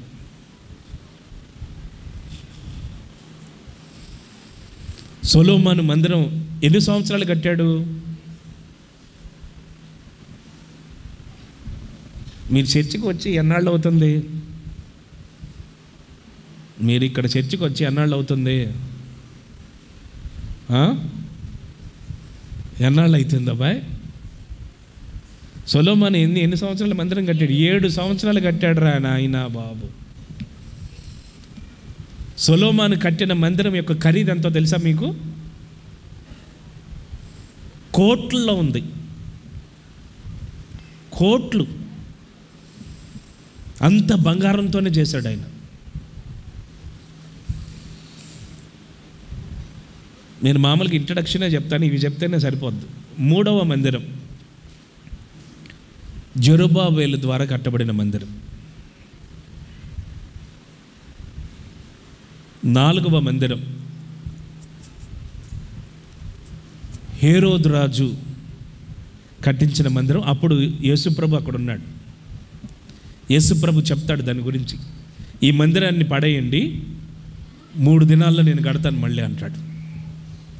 హేరోదు రాజు కాలంలో కట్టబడిన మందిరం. ఎన్ని మందిరాలు చెప్పాం ఇప్పటికి? అందుకే చూపించి అడుగుతున్నా. 5వ మందిరం మనమే, సంఘమే మందిరం. మీరు దానికి రిఫరెన్స్ ఉంది. కొరింథీయులకు రాసిన మొదటి పత్రిక 3వ అధ్యాయం 14-15 వాక్యాలు మీరు చదువుకుంటే, మీరు దేవుని ఆలయమై, ఏమైనా పని ఉందమ్మా నీకే ఏమైనా పని ఉందా? దేవుని ఆలయమై ఉన్నారని, దేవుని ఆత్మ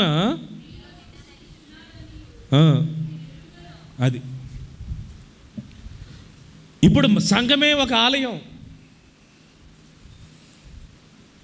ఈ సంఘమే ఒక ఆలయం. దీంట్లో ప్రభు మనలో ఉంటాడు.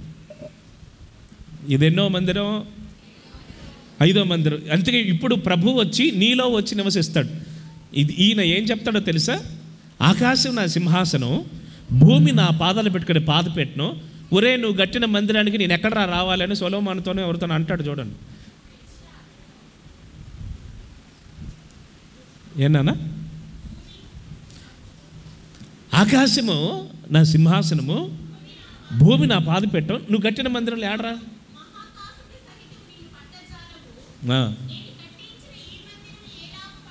అది రెఫరెన్స్ చెప్పి మళ్ళీ చదవండి.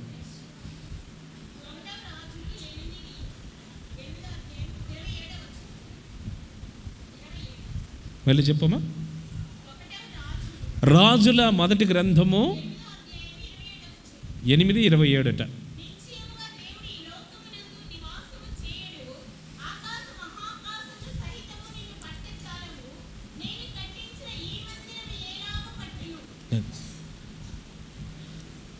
ఇది సొలొమోను కాలంలో అలా ఆయన చెప్తూ ఉంటాడు. ఇప్పుడు ఆకాశం ఆయన సింహాసనం, భూమి ఆయన పాదాలు పెట్టుకుని పాదపెట్టం, ఈయన కట్టిన మందిరం ఏంటి? అప్పుడు ఏమంటాడో తెలుసా? దినవృత్తాంతాల గ్రంథంలో ఏముంటుందంటే, నీ చూపు నీ మనస్సు ఇక్కడ ఉంచు అంటాడు. ఇప్పుడు నేను మీతో చెప్పాలనుకున్న మాట ఏంటంటే, 5వ మందిరం మనమే. ఇప్పుడు దేవుడు ఎక్కడ ఉండాలనుకుంటున్నాడంటే మనలోనే ఉండాలనుకుంటున్నాడు. ఇప్పుడు మనమందరము దేవుని ఆలయం. అందుకని ఏమంటున్నాడు? మళ్ళీ ఆ మాటను చదవండి. మీరు దేవుని ఆలయమై ఉన్నారు, దేవుని ఆత్మ మీలో నివసించుచున్నది.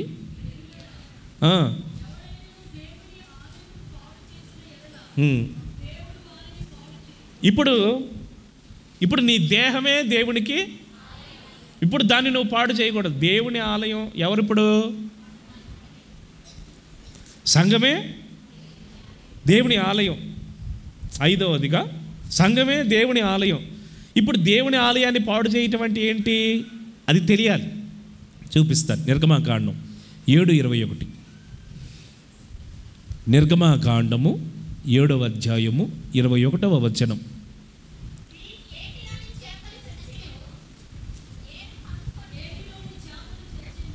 ఒక్క నిమిషం.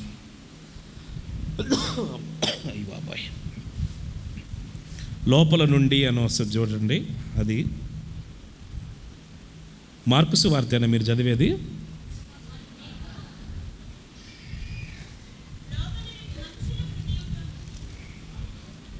మార్కు సువార్త కాదా నేను చెప్పింది?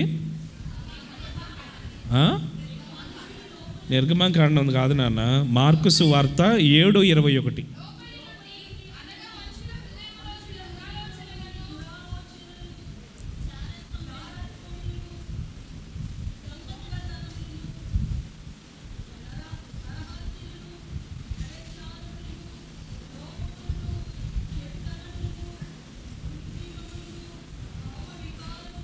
లెక్క పెట్టుకోండి ఎన్ని ఉన్నాయో.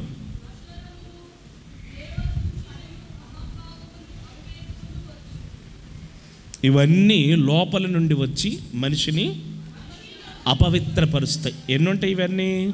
13 ఉన్నాయి.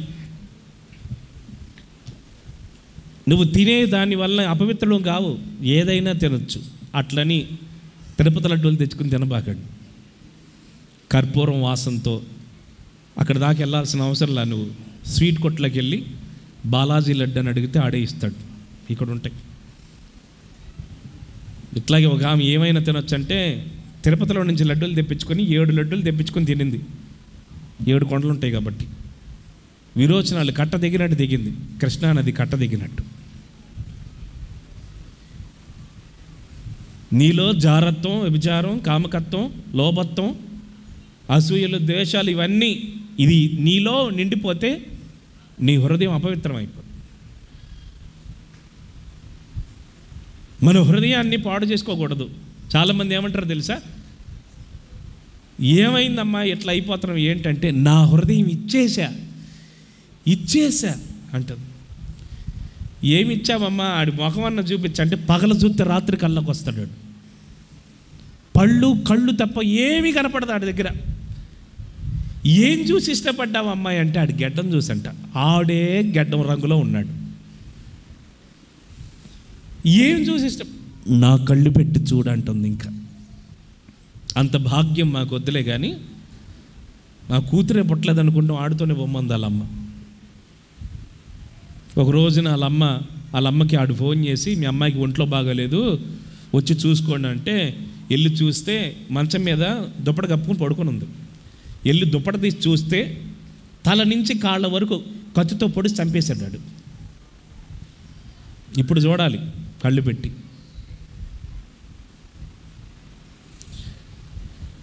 నువ్వు దేవునికి ఆలయం, నీలో ఇట్లాంటి పరిస్థితులన్నీ నీలో పెట్టుకుని నువ్వు ఇలా చేసుకున్నావు అనుకోండి, అలాగే ఉంటుంది. మరి ఇది ఎన్నో ఆలయం?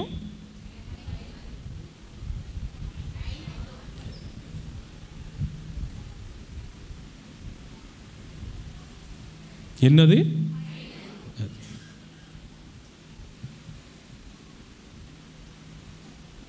ఇట్లాంటి భయంకరమైన పరిస్థితుల్లో ఉన్నాం. 6వది సాతాను ద్వారా కట్టబడింది. దీని రిఫరెన్స్ వచ్చి ఎక్కడుంటుందంటే, నేను మీకు కాలాల గురించి చెప్పాను కదా, మరొక్కసారి శ్రమల కాలం వరకు చెప్పండి. దేవదూతల కాలం, అమాయక కాలం, మనస్సాక్షి కాలం, ధర్మశాస్త్ర కాలం, మధ్యకాలం, కృపాకాలం, శ్రమల కాలం. మీరు ఆగండి, మమ్మల్ని అడుగుతాడు మేము చెప్తాం అన్నట్టు చూస్తున్నారు వాళ్ళు. మీరు చెప్పండి ఇప్పుడు.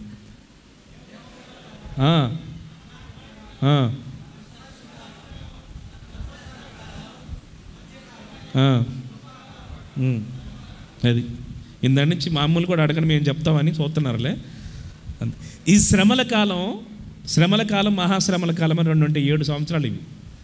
ఈ శ్రమల కాలంలో సాతాను ఏం చేస్తాడంటే యూదులతో ఒప్పందం చేసుకొని ఒక మందిరాన్ని కడతాడు. మీరు దీని రిఫరెన్స్ ఎక్కడ ఉంటుందంటే, తెస్సలోనికి రాసిన పత్రికలో హేయమైన వస్తువుని మందిరంలో పెట్టగా వారు గుర్తుపట్టి ఈడు సాతానుగాడు, ఈడు మనల్ని మోసం చేశాడు అని యూదులు వాడి మీద తిరగబడతారు. మీకు అర్థమైందా? ఈ 7 సంవత్సరాలు శ్రమలవి, మొదటి 3.5 సంవత్సరాలని శ్రమలని, రెండవ 3.5 సంవత్సరాలని మహాశ్రమల కాలం అని అంటారు. ఈ మొదటి 3.5 సంవత్సరాలలో ఈ సాతానుగాడు యూదులంతటి మోసం చేసేస్తాడు. మోసం చేసి వాళ్ళతో ఒప్పందం చేసుకొని వాడు ఒక మందిరాన్ని కట్టి, యూదులకి ఇష్టం లేనిది హేయమైన వస్తువు ఏంటో తెలుసా? పంది.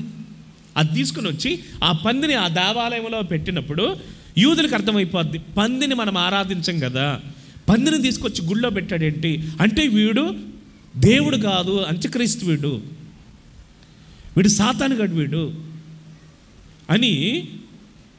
అప్పుడు వాళ్ళు తిరగబాటు చేస్తారు. చదవండి మీరు ఆ మాటని.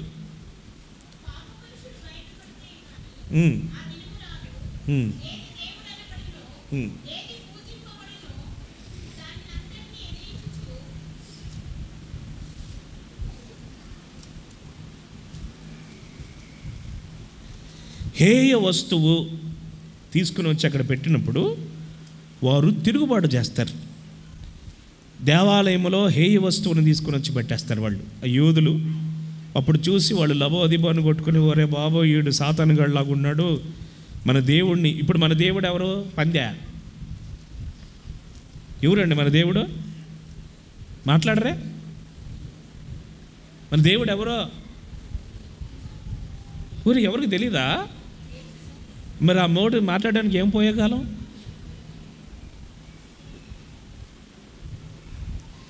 హేయ వస్తువుని తీసుకుని వచ్చి మందిరంలో పెడితే అప్పుడు నీకు అర్థం కావాలి. ఇప్పుడు ఇక్కడ తీసుకుని వచ్చి ఒక పందిని పెట్టి ఆరాధన చేయాలంటే చేస్తారా మీరు? మరి మాట్లాడరా? మరి గుళ్ళోకి తీసుకుని వచ్చి మందిరంలోనికి పందిని తీసుకుని వచ్చి ఆరాధన చేయమంటే వాళ్ళు ఎలా చేస్తారు? ఈ ధర్మ విరోధి సంబంధమైనది దాన్ని వాడొచ్చి ఈ పందిని తీసుకుని వచ్చి ఆడబెట్టేస్తాడు. ఆ హేయ వస్తువు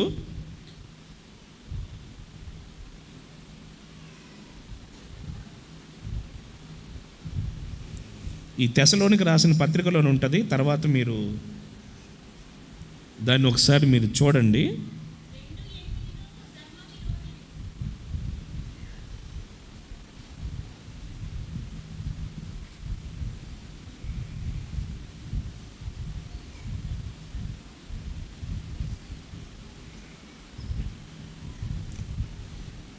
ఇక్కడ ఈ తెసలోనికలోనే ఉంటుంది.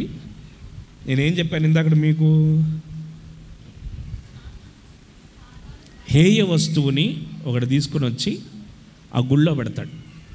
అది శ్రమల కాలంలో జరుగుతుంది. తర్వాత మీరు ఆ మాటను ఒకసారి చూడండి, ఒకసారి మీరే. తర్వాత నాకు కనపడితే నేను మీ పాస్టర్కి చెప్తాను, మీకు చెప్తాడు. శ్రమల కాలంలో ఒక మందిరం కట్టబడుతుంది. యూదులు వాళ్ళు మోసం చేసి ఒక మందిరం కడతారు. దాంట్లో హేయ వస్తువుని పెడితే అది మనం పూజించడానికి కాదు, ఇది సాతానుగాడు వీడు చేసిన పని అని వాళ్ళు బాధపడి వాడితో గొడవ పెట్టుకున్నప్పుడు వాళ్ళు హతసాక్షులుగా మార్చబడిపోతారు. ఎన్ని మందిరాలు చెప్పేప్పటికీ 7వ మందిరం, అదే పరలోకపు మందిరం, నిత్యత్వంలో దేవునితో ఉండే ఒక మందిరం. అక్కడ మనకి ప్రకటన గ్రంథం 21:3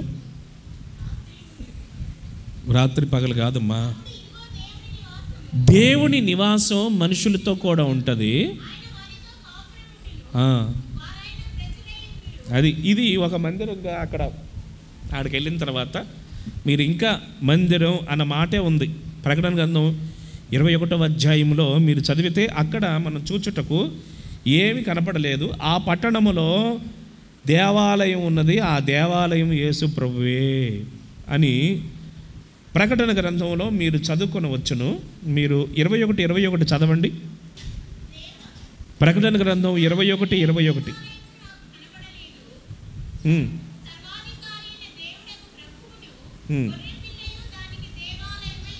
అదే అండి సంగతి. ఇదే నిత్యత్వంలో ఉండే దేవాలయాలు. ఎన్ని మొత్తం? 7. ఇప్పుడు 7 చెప్పండి.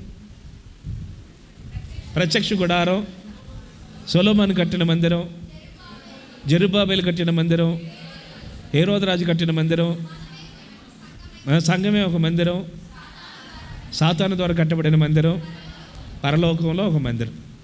అది ఇప్పుడు ఇంతటితో సీనాయి కొండ మీద దేవుడు చెప్పిన ఒక మాట పూర్తయింది. ఇంకొక రెండు ఉన్నాయి.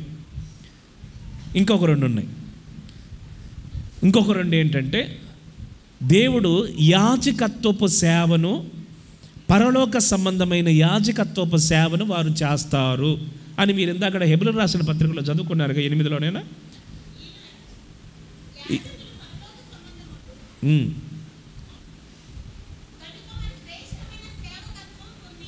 అది ఈ సేవని ఎలా చేయాలో వాళ్ళకి చెప్పారు. ఇవి కూడా 3 క్రమాలు ఉంటాయి, అవి కూడా చెప్తారు. ఇవన్నీ మీకు ఎవరైనా చెప్తారో లేదో నాకు తెలీదు. ఇవన్నీ మీరు నేర్చుకుంటే మీకు ఒక అవగాహన ఉంటుంది. మీకు అర్థమైందా? అందుకనే మీకు ఇవి చెప్తున్నా. లేకపోతే దేవుడు గాయాల్లో నుంచి రక్తం స్రవించింది, మీరు స్వస్థత పొందుకుంటారు, అవన్నీ పొందుకున్నారు కదా. అప్పుడప్పుడు ఇట్లాంటివి వింటే తెలుస్తుంది బాగా. యాజకత్వపు సేవ క్రమాలు 3 ఉన్నాయి. ఎన్ని అమ్మా?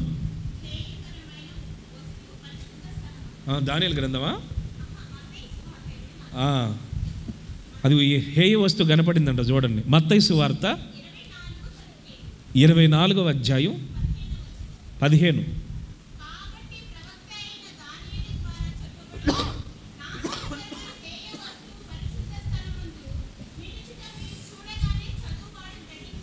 అది ఇదే సాతాను ద్వారా కట్టబడినప్పుడు ఆడు పందెం తీసుకొచ్చి పెడితే వాళ్ళు బాధపడి వాడిని ఎల్లగొట్టి వాడితో పెద్ద గొడవ పెట్టేసుకుంటారు. అదేనమాట సంగతి.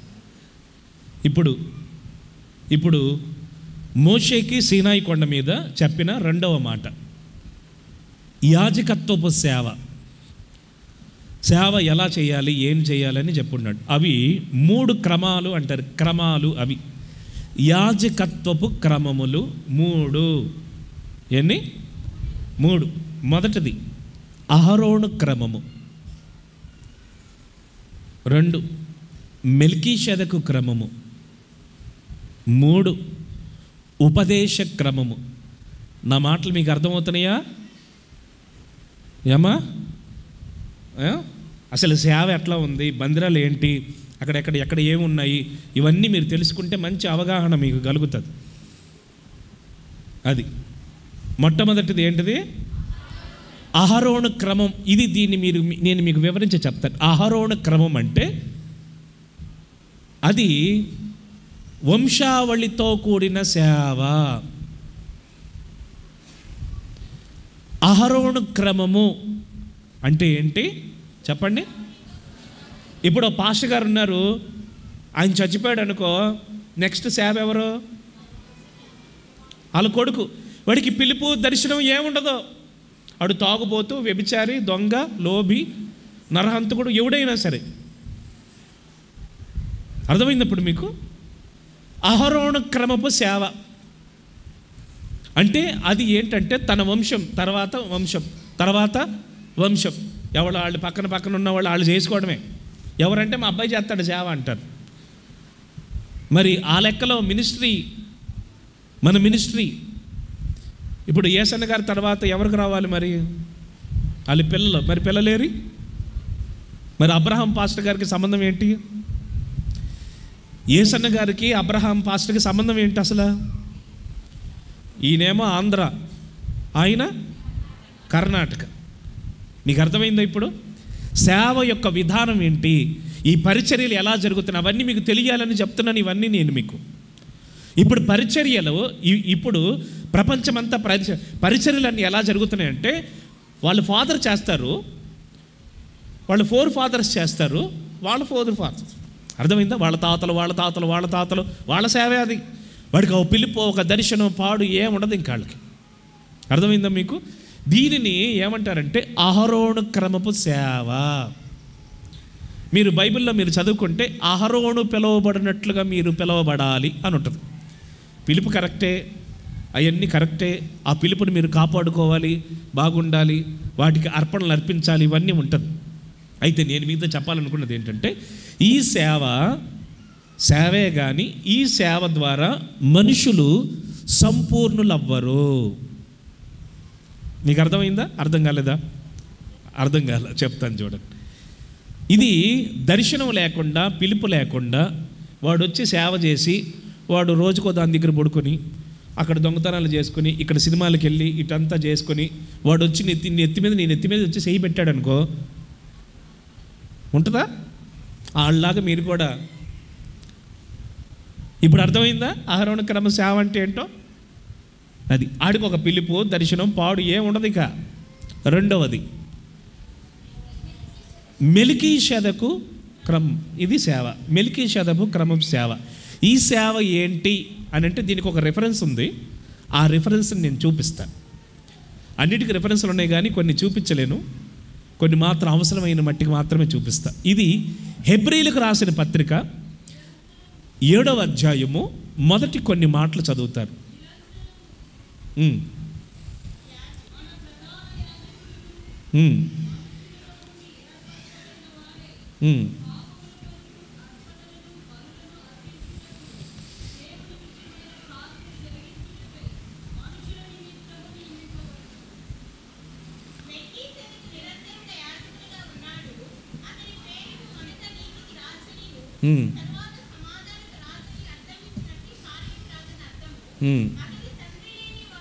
తండ్రి లేనివాడు, తల్లి లేనివాడు. నేను ఈ మాటలు ఎందుకు చదివించానంటే, ఈ సేవ వంశావళి లేని సేవ. ఏ సేవ ఇది? మెల్కీషెదెకు క్రమము సేవ. ఏ సేవ? వంశావళి లేని సేవ. ఇప్పుడు నేనున్నాను, నాకు వంశావళి ఉందా? ఇమ్మానుయేల్ పాస్టర్ ఉన్నాడు, ఆయనకు వంశావళి ఉందా? ఏం మనిషి అమ్మా నువ్వు, ఏం మాట్లాడుతున్నావు నువ్వు? రాణక్కుంది, ఆమెకు వంశావళి ఉందా? వీళ్ళంతా ఎవరంటే సమర్పించుకున్న వాళ్ళు. ఇప్పుడు మా తర్వాత మా సేవని ఎవరు చేస్తారు? ఇంకొకళ్ళు వస్తారు మాలాగా సమర్పించుకున్న వాళ్ళు, వంశావళి లేని వాళ్ళు. ఇప్పుడు ఈ మెల్కీషెదెకు క్రమం అనేది ఎవరు చేశారు ఏంటంటే, ఇతను నిరంతర యాజకుడు. అక్క చదివింది ఇందాక, నిరంతర యాజకుడు. ఈయన పేరు మెల్కీషెదెకు. నిరంతర యాజకుడు మెల్కీషెదెకు. ఈయన్ని ఎక్కడ మనం చూస్తామంటే, అబ్రహాముకి దశమభాగం సంగతి మనకి ఎందుకులే. అబ్రహాము బల్లారాధన ఇచ్చాడు అబ్రహాముకి. సర్లే నువ్వు చెప్తున్నా, ముచ్చటపడ్డావు కాబట్టి నేను అది కూడా చెప్తా. ఆ మెల్కీషెదెకుకి వంశావళి లేని వాడికే దశమ భాగం తీసుకుని వెళ్ళి అబ్రహాము మెల్కీషెదెకుకి ఇచ్చాడు. ఆయన పరిశుద్ధాత్ముడు. ఈ భూమి మీద పరిశుద్ధాత్మునికి అంటే వంశావళి లేని సేవకి మొట్టమొదటిగా దశమ భాగం ఇచ్చి కానుకలు ఇచ్చినవాడు ఎవరంటే అబ్రహామే దశమ భాగం ఇచ్చాడు. ఆయనకే ఈ మెల్కీషెదెకు. ఇక ఎవరికి ఇచ్చినట్టు కనపడదు. ఈ మెల్కీషెదెకు అన్న ఆయన ఎవరు అసలు? ఈయనే పరిశుద్ధాత్ముడు. ఈ మెల్కీషెదెకు అన్న ఆయన ఎవరంటే పరిశుద్ధాత్ముడు, నీతికి రాజు, సమాధానకర్తకు రావు. ఈయన సేవ కూడా కరెక్టే, కానీ ఈ సేవ ద్వారా కూడా మనుషులు సంపూర్ణులు అవరు. ఇది కూడా ఎలాగ చెప్తాను చూడండి. ఇప్పుడు మీ ఇంటికి ఎవరు రావాలో తెలుసా? సాక్షాత్తు పరిశుద్ధాత్ముడే నీ ఇంటికి రావాలి. మరి వస్తాడు ఆయన? నువ్వేదైనా పొరపాట్లు చేసావనుకో, ఆ మనిషికి పరిశుద్ధాత్ముడికి మొదటే మనం ఏదైనా తప్పుడు పనులు చేస్తే ఆయన ఉండడంట, వెళ్ళిపోతాడు. ఉండడం. మనలో చిన్న లోపం కనపడినా ఆయన ఉండడం. మరి ఇప్పుడు ఆయన మన దగ్గరకు వచ్చి సేవ ఎట్లా చేస్తాడు? ఇప్పుడు మీరున్నారు, ఇదిగో షుగర్ పేషెంట్లు తిరుగుతున్నారు మధ్యలో, అటు ఇటు షుగర్ పేషెంట్లు అదే పరిశుద్ధాత్ముడు ఇక్కడ నిలబడి ఆయన వాక్యం చెప్తున్నప్పుడు ఎలా తిరిగారనుకో, ఆయన ఊరుకుంటాడా? ఏమన్నాడు ఆయన? అంటాడంతే. ఉండవు. అప్పుడు భూమి మీద నోకలే ఉండవు. అర్థమైందా? ఇప్పుడు ఆయన పరిశుద్ధాత్ముడు సేవ చేయాలి, నీ ఇంటికి రావాలి, కూటం పెట్టాలి, నువ్వు అన్నం పెడితే ఆయన తినాలి. అది జరుగుతుందా? భూమి మీద అరికాలు పెట్టే స్థలం లేదంట ఆయనకి. భూమి మీద అరికాలు మోపేంత స్థలం పరిశుద్ధాత్ముడిని పావురంతో పోల్చబడింది. పరిశుద్ధాత్ముడిని వాక్యము పావురంతో పోల్చబడింది. ఎక్కడ రెఫరెన్సు? లూకాసు వార్తలో ఉంటుంది. 3:21 అనుకుంటా.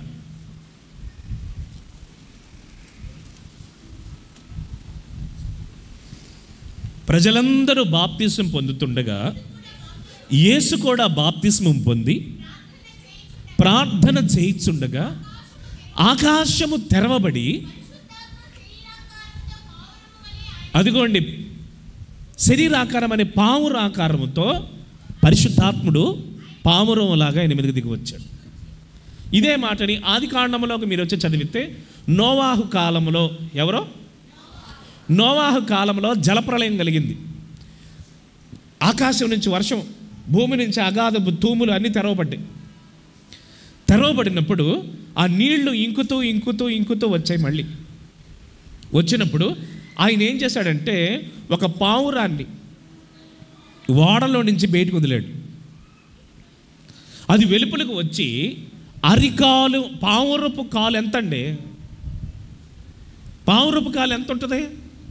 చదవండి మీరు ఆ మాటని. ఆదికాండము 8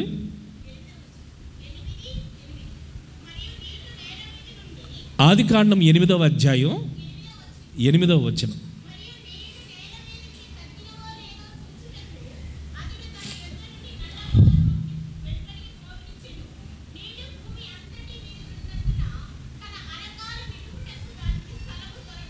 అది అరికాలు మోపే స్థలం లేనందున పావురం ఏమైపోయింది?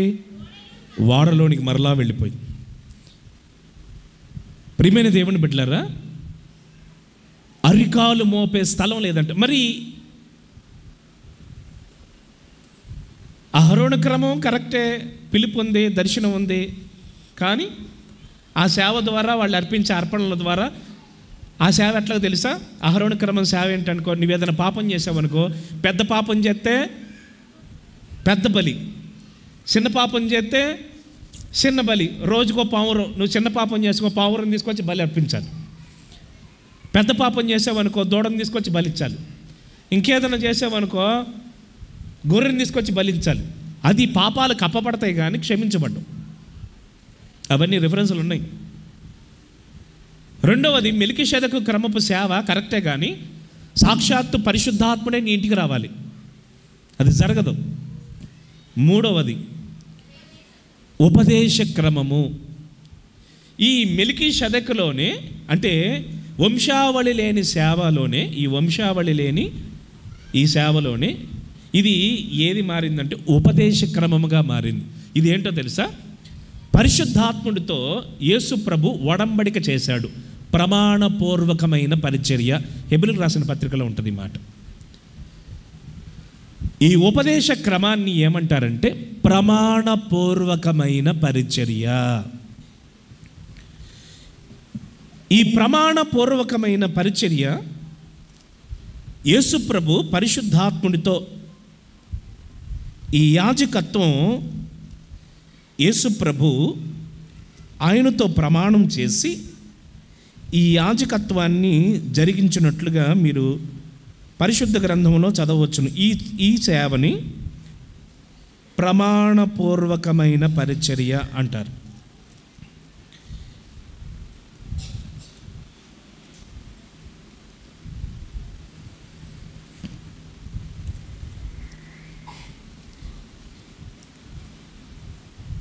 హెబ్రీ పత్రిక 7వ అధ్యాయం 20-22 వచనాలు. ప్రమాణము లేకుండా యేసు యాజకుడు కాలేదు గనుక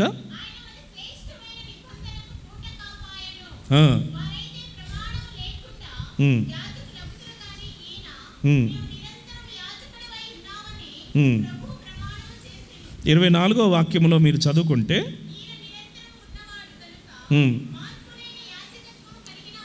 దీనిని ఏమంటారంటే ఉపదేశ క్రమపు సేవ.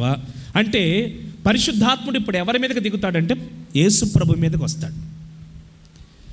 యేసు ప్రభు పరిశుద్ధాత్ముడు లేకుండా యేసు ప్రభు భూమి మీద వచ్చే అవకాశమే లేదు అసలు. ఇది దీనికి మళ్ళీ పాయింట్లు ఉన్నాయి. ఇవన్నీ నేను చెప్పలేనులే కానీ సింపుల్గా చెప్తాను. యేసు ప్రభు పుట్టినప్పుడు పరిశుద్ధాత్ముడి ద్వారానే పుట్టాడు. కన్య మరియకు లూకాసు వార్తలో కన్య మరియకు, మరియా నీకు ఒక శుభవార్త నేను తెలియజేయబోతున్నాను, భయపడకు, నీకు ఒక శుభవార్త ఏంటంటే నీవు గర్భవతి అవుతావు అంటే ఆమె వెంటనే అడిగింది, నేను కన్యను కదా, నేను ఎలా గర్భవతిని అవుతానంటే అప్పుడు చెప్తుంది పరిశుద్ధాత్ముడు నీ మీదకు వస్తుంది, సర్వోన్నతుని శక్తి నిన్ను కమ్ముకుంటుంది, గర్భవతి అవుతావు, నువ్వు కుమారుని గంటావు. యేసుక్రీస్తు యొక్క పుట్టుకలో ఎవరు? పరిశుద్ధాత్ముడు ఉన్నాడు. యేసుక్రీస్తు చనిపోయి తిరిగి లేచేటప్పుడు కూడా పరిశుద్ధాత్ముడే ఆయన లేపినట్టుగా ఉంటుంది. క్రీస్తు మృతుల్లో నుండి పరిశుద్ధమైన ఆత్మ లేపుట వలన అని ఉంటుంది. మృతులలో నుండి యేసుక్రీస్తు యొక్క ఆత్మను పరిశుద్ధమైన ఆత్మ లేపింది అని ఉంటుంది. యేసుక్రీస్తు యొక్క పుట్టుకలోను యేసుక్రీస్తు యొక్క మరణములోను ఈ పరిశుద్ధాత్ముని యొక్క పాత్ర ఉన్నది. ఈయన ఏం చేశారంటే ఆయనతో పోటపోడి వీళ్ళు ప్రమాణపూర్వకమైన పరిచర్యను చేశారు. ఈ పరిచర్యనే ఏమంటారు చెప్పండి? ఉపదేశ క్రమము. ఈ ఉపదేశ క్రమము దీని యొక్క భావాన్ని, దీని యొక్క పరిస్థితిని అంతా ఇప్పుడు వివరించి చెప్తాను. ఉపదేశ క్రమం అంటే దీని ద్వారా ఏం జరుగుతుందంటే మనుషులు సంపూర్ణులవుతారు. దీన్ని ఎలా చెప్పాలంటే మీకు అర్థమయ్యేటట్టుగా, ఇప్పుడు మనం చనిపోతే ప్రభు దగ్గర ఉంటాం. అది ఎలా జరుగుతుంది అది కూడా ఒక రెఫరెన్స్ చూపిస్తే మీకు అర్థమవుతుంది. ఎఫెసీయులకు రాసిన పత్రిక 4వ అధ్యాయం 11 నుండి 13 వాక్యాలు చదవండి. మీకు మనమందరము విశ్వాస విషయమందు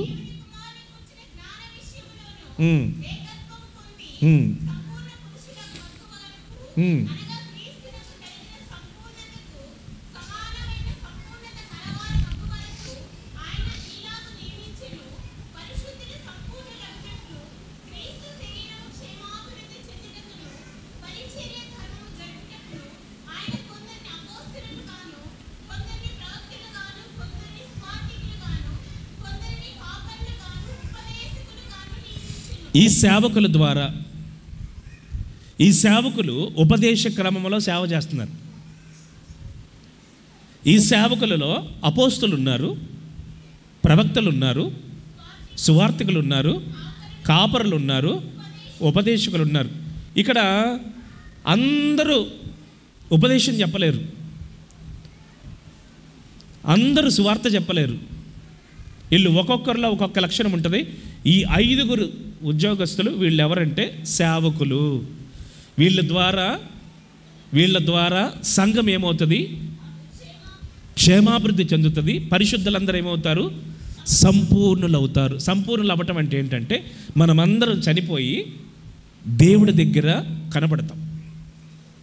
మనలో ఒక మార్పు కలుగుతుంది. మనమందరం సంపూర్ణ పురుషులుగా మార్చబడతాం. దేవునికి స్తోత్రం. ఇప్పుడు సీనాయి కొండ మీద దేవుడు 3 సంగతులు చెప్పాడు. ఒకటి,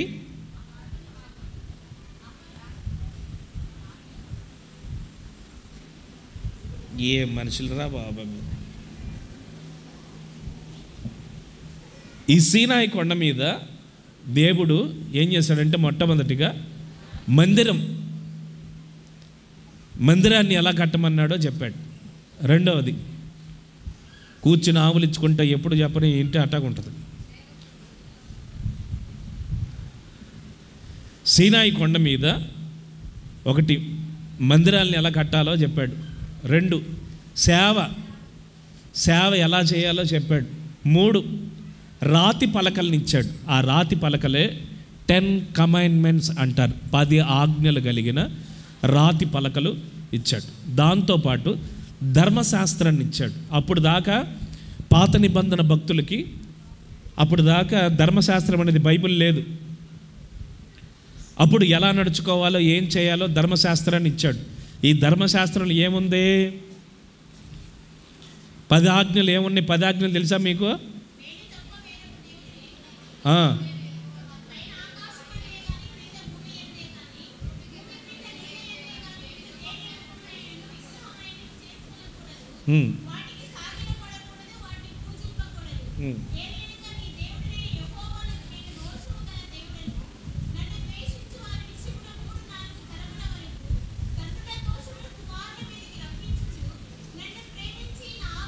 మీరు అక్కడున్న చదవకూడదు, 10 ఆజ్ఞలే చెప్పాలి నాకు.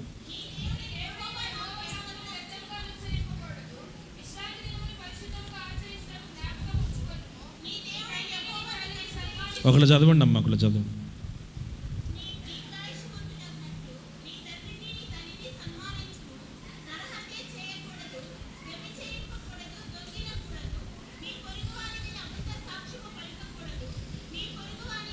నెక్స్ట్ మీరే.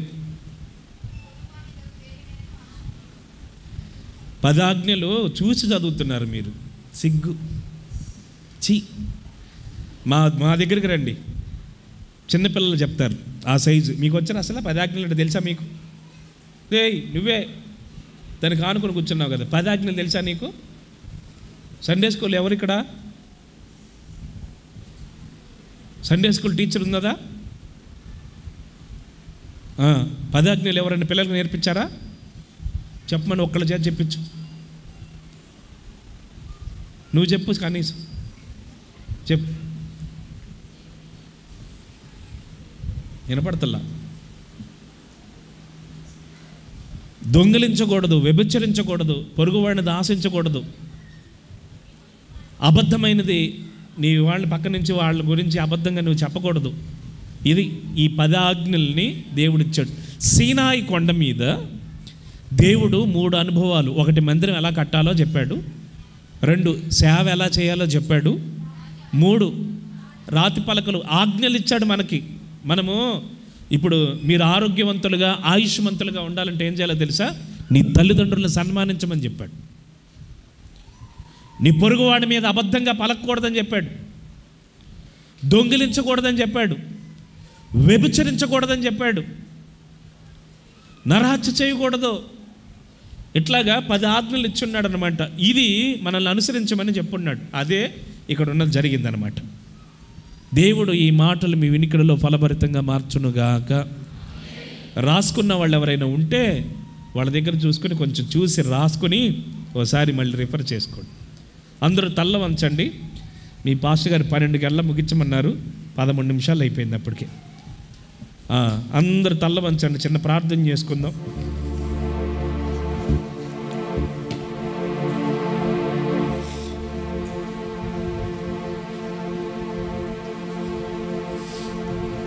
అందరూ తల్ల వంచండి, చిన్న ప్రార్థన. ఒక 2 కొండల గురించి ఈ పూట మనం నేర్చుకున్నాం. ఒకటి, నీకు దర్శనం కలిగించేటట్లుగా దేవుడు ప్రత్యక్షత నీ జీవితంలో కలిగి ఉన్నట్లుగా, దేవుని యొక్క నామం నీ బ్రతుకుల్లో మహిమపరచబడేటట్లుగా శక్తి కలిగిన కార్యాలు దేవుడు చేయుటకు ఇదిగో మన మధ్యలో వచ్చి ఉన్నారు. రెండవదిగా, సీనాయి కొండ. ఈ కొండలో మందిరం ఎలా కట్టాలో, ఎన్ని మందిరాలు కట్టబడి ఉన్నాయో, సేవ ఎలా చేయాలో, ఆజ్ఞలు ఏ విధంగా ఇవ్వబడ్డాయో, అవి ఏం చేయాలో అవన్నీ చెప్పబడ్డాయి. ఒకసారి అందరూ ప్రార్థన చేసుకోనండి. మీ కొరకు సేవకులు ప్రార్థన చేయబోతున్నారు. ప్రార్థన.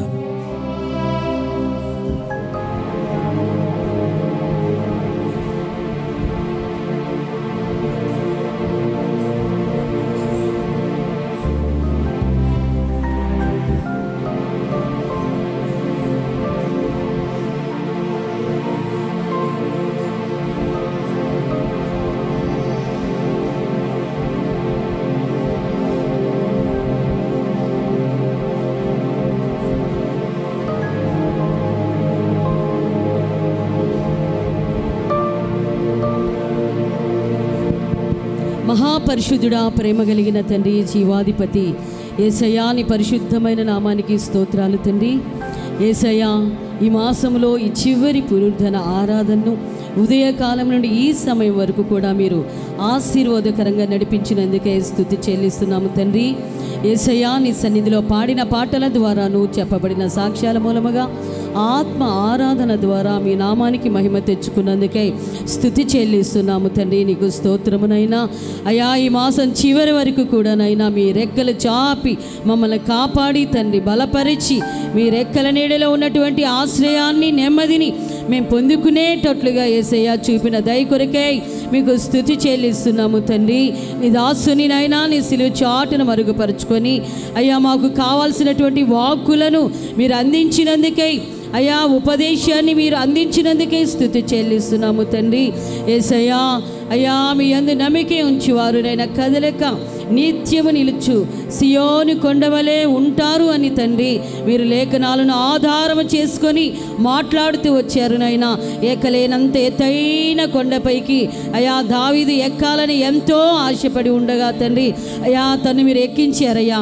అలాగే ఈ ఆరాధనలో తండ్రి అయ్యా మేము కూడా నైనా ఎక్కలేనంత ఎత్తైన కొండపైకి ఎక్కాలని నైనా అయ్యా మిమ్మల్ని బట్టి మేము ఆశపడుతూ ఉంటుండగా మా అందరినీ కూడా ప్రభువా ఆ స్థితిలోనికి ఆ విధముగా నడిపించుటకు మీరు శక్తి కలిగిన దేవుడవు, సమర్థుడవు తండ్రి. స్తోత్రమునైనా అయా లేఖనాల్లో ఆధారం చేసుకొని తండ్రి అయ్యా ఎట్టి కొండలు, ఆ కొండలకు ఉన్నటువంటి నాయన ఆధారాలు, అలాగే ప్రభా స్తోత్రమునైనా అయ్యా స్తోత్రం ఉన్నటువంటి నాయన ఆత్మీయ అర్థాలు మేము తెలుసుకునేటట్లుగా మీరు చూపిన దయ కొరకై స్తుతి చెల్లిస్తున్నాము తండ్రి. యేసయ్యా మోరియా కొండని తండ్రి అక్కడ నాయనా అబ్రహాము తన కుమారుడైనటువంటి ఇస్సాకును బలి అర్పించే స్థలమని నాయన మీరు నాయన తెలియపరిచారు తండ్రి. అక్కడ దర్శనం కలుగుతుందని నాయన. అవును ప్రభువా అయ్యా నీ సన్నిధిలో దర్శనం మీరు దర్శించే దేవుడు తండ్రి. నీకు స్తోత్రము నాయన. ఇప్పటి వరకు కూడా నీ దాసుని నోట నీ మాటలు ఉంచి నీ మాటల ద్వారా మమ్మల్ని దర్శించారు తండ్రి. నీ మాటలు విని ప్రభా స్తోత్రము నాయన అయ్యా నీ మాటల ప్రకారంగా నడుచుకోవాలని మీరు మమ్మల్ని దర్శించినందుకే స్తుతి చెల్లిస్తున్నాము తండ్రి. నీ మాటల ద్వారా మమ్మల్ని అందరినీ కూడా బలపరిచినందుకే స్తోత్రాలు తండ్రి. అయా వాక్యానుసారంగా జీవించేటట్లుగా కృప దయచేయండి. మా అందరికి కూడా దైవ దర్శనాలు మీరు ఈ చివరి దినాలలో దయచేయండి నాయన. మా ఆత్మీయ జీవితాన్ని కాపాడుకునేటట్లుగా కృప దయచేయమని వేడుకుంటున్నాము తండ్రి. సీనాయి కొండని తండ్రి అక్కడ ఉన్నటువంటి నాయన ఆత్మీయ అనుభవాలు కూడా నాయన మీరు తెలియపరిచినందుకే స్తుతి చెల్లిస్తున్నాం. రాతి పలకలు ఉంటాయని తండ్రి, అలాగే ప్రభువా ప్రత్యక్షపు గుడారమని నాయన యాజక సేవా క్రమము అని నాయన మీరు వాటన్నిటిని కూడా మాకు తెలియపరిచినందుకే స్తుతి చెల్లిస్తున్నాము తండ్రి. యేసయ్యా స్తోత్రం. మీరు మాకు ఇచ్చినటువంటి ఆజ్ఞలను మేము అనుసరించి తండ్రి స్తోత్రము నాయన మేమందరము కూడా నాయన ఆశీర్వదించబడేటట్లుగాను కాపాడబడేటట్లుగాను ఆజ్ఞలను అనుసరించి నడిచి ప్రభువా అయ్యా నీ నిత్య రాజ్యానికి వారసులుగా మేము మార్చబడేటట్లుగా కృప దయచేయండి తండ్రి. అయ్యా సేవా క్రమములో ఉన్నటువంటి ఆశీర్వాదాలు కూడా మేమందరం అనుభవించాలయ్యా. అహరోను క్రమమని అయ్యా మెల్కీసెదెకు క్రమమని నైనా ఉపదేశ క్రమమని అయా ఉపదేశ క్రమములో నడిపించబడుతున్న మేమందరం కూడా అయా సంపూర్ణ స్థితిలోనికి మార్చబడేటట్లుగా మీ వాక్యం అయ్యా నీ మాటలు మాకు ఆ విధముగా సహాయపడేటట్లుగా మీరు సహాయం చేసినందుకే స్తుతి చెల్లిస్తున్నాము. యేసయ్యా మీకు స్తోత్రమునైనా. అయ్యా మీరు అయ్యా సియోను కొండకి నైనా దావీదు ఎక్కాలని ఆశపడినట్లుగా ఇట్టి అనుభవాలు మేమందరం కలిగినైనా ఆ విధముగా మేము నైనా నడిపించబడేటట్లుగా కృప దయచేయండి. మా అందరిలో ఉన్న ఆశలను ఫలింప చేయండి తండ్రి స్తోత్రం. ఈ చివరి దినాలలో నీ చక్కటి మాటలు విని ప్రభువా ఆ దిశగా మేమందరం నడిపించబడి తండ్రి మీరు రారాజుగా రానంటుండగా మిమ్మల్ని ధైర్యముగా ఎదుర్కొనే ధన్యతలు అయ్యా మా అందరికీ కూడా దయచేయమని వేడుకుంటున్నాము తండ్రి. అంతం వరకు కూడా ఇట్టి ఉపదేశాన్ని అనుసరించి నడిచే భాగ్యము కూడా దయచే. వాక్యాన్ని విత్తిన నీ బిడ్డను కూడా బలపరచు. ఎలాంటి శరీర బలహీనతలున్నా వాటిలో నుండి విడుదల దయచేయండి తండ్రి స్తోత్రము నాయన. ఆహారాన్ని ఆశీర్వదించండి నాయన. యేసయ్యా నీకు స్తోత్రం. నీ చేతిలో పనిముట్టుగాను పాత్రగా వాడుకో తండ్రి. ఇప్పటి వరకు కూడా బలపరిచి మీరు వాడుకున్నారు. ఇంకా మంచి ఆరోగ్యాన్ని ఇచ్చి అనేక ప్రాంతాలలో నీ కొరకు సాక్షిగా నిలబెట్టుకో యేసయ్యా. మీరు రాజుగా రానయ్యుంటుండగా తండ్రి స్తోత్రమునైనా మిమ్మల్ని నాయన ఈ యొక్క ఉపదేశాన్ని అనుసరిస్తూ ధైర్యముగా ఎదుర్కొనే ధన్యత మా అందరికి దయచేయమని యేసు నామములో అడిగి వేడుకొనుచున్నాము తండ్రి. ఆమేన్. మన ప్రభు అయిన యేసుక్రీస్తు వారి కృప, తండ్రి అయిన దేవుని ప్రేమ, పరిశుద్ధాత్మ దేవుని సన్నిధి సహవాసం ఇప్పుడును సకల పరిశుద్ధులకి తోడై ఉండును గాక. ఆమేన్. హల్లెలూయా. అందరికి వందనాలు, స్తోత్రాలు. ప్రభు మిమ్మల్ని అందరిని ఆశీర్వదించును గాక. ప్రార్థన కృత కలిగిన వారు ముందుకు రండి, మీ కొరకు ప్రార్థన చేస్తాం.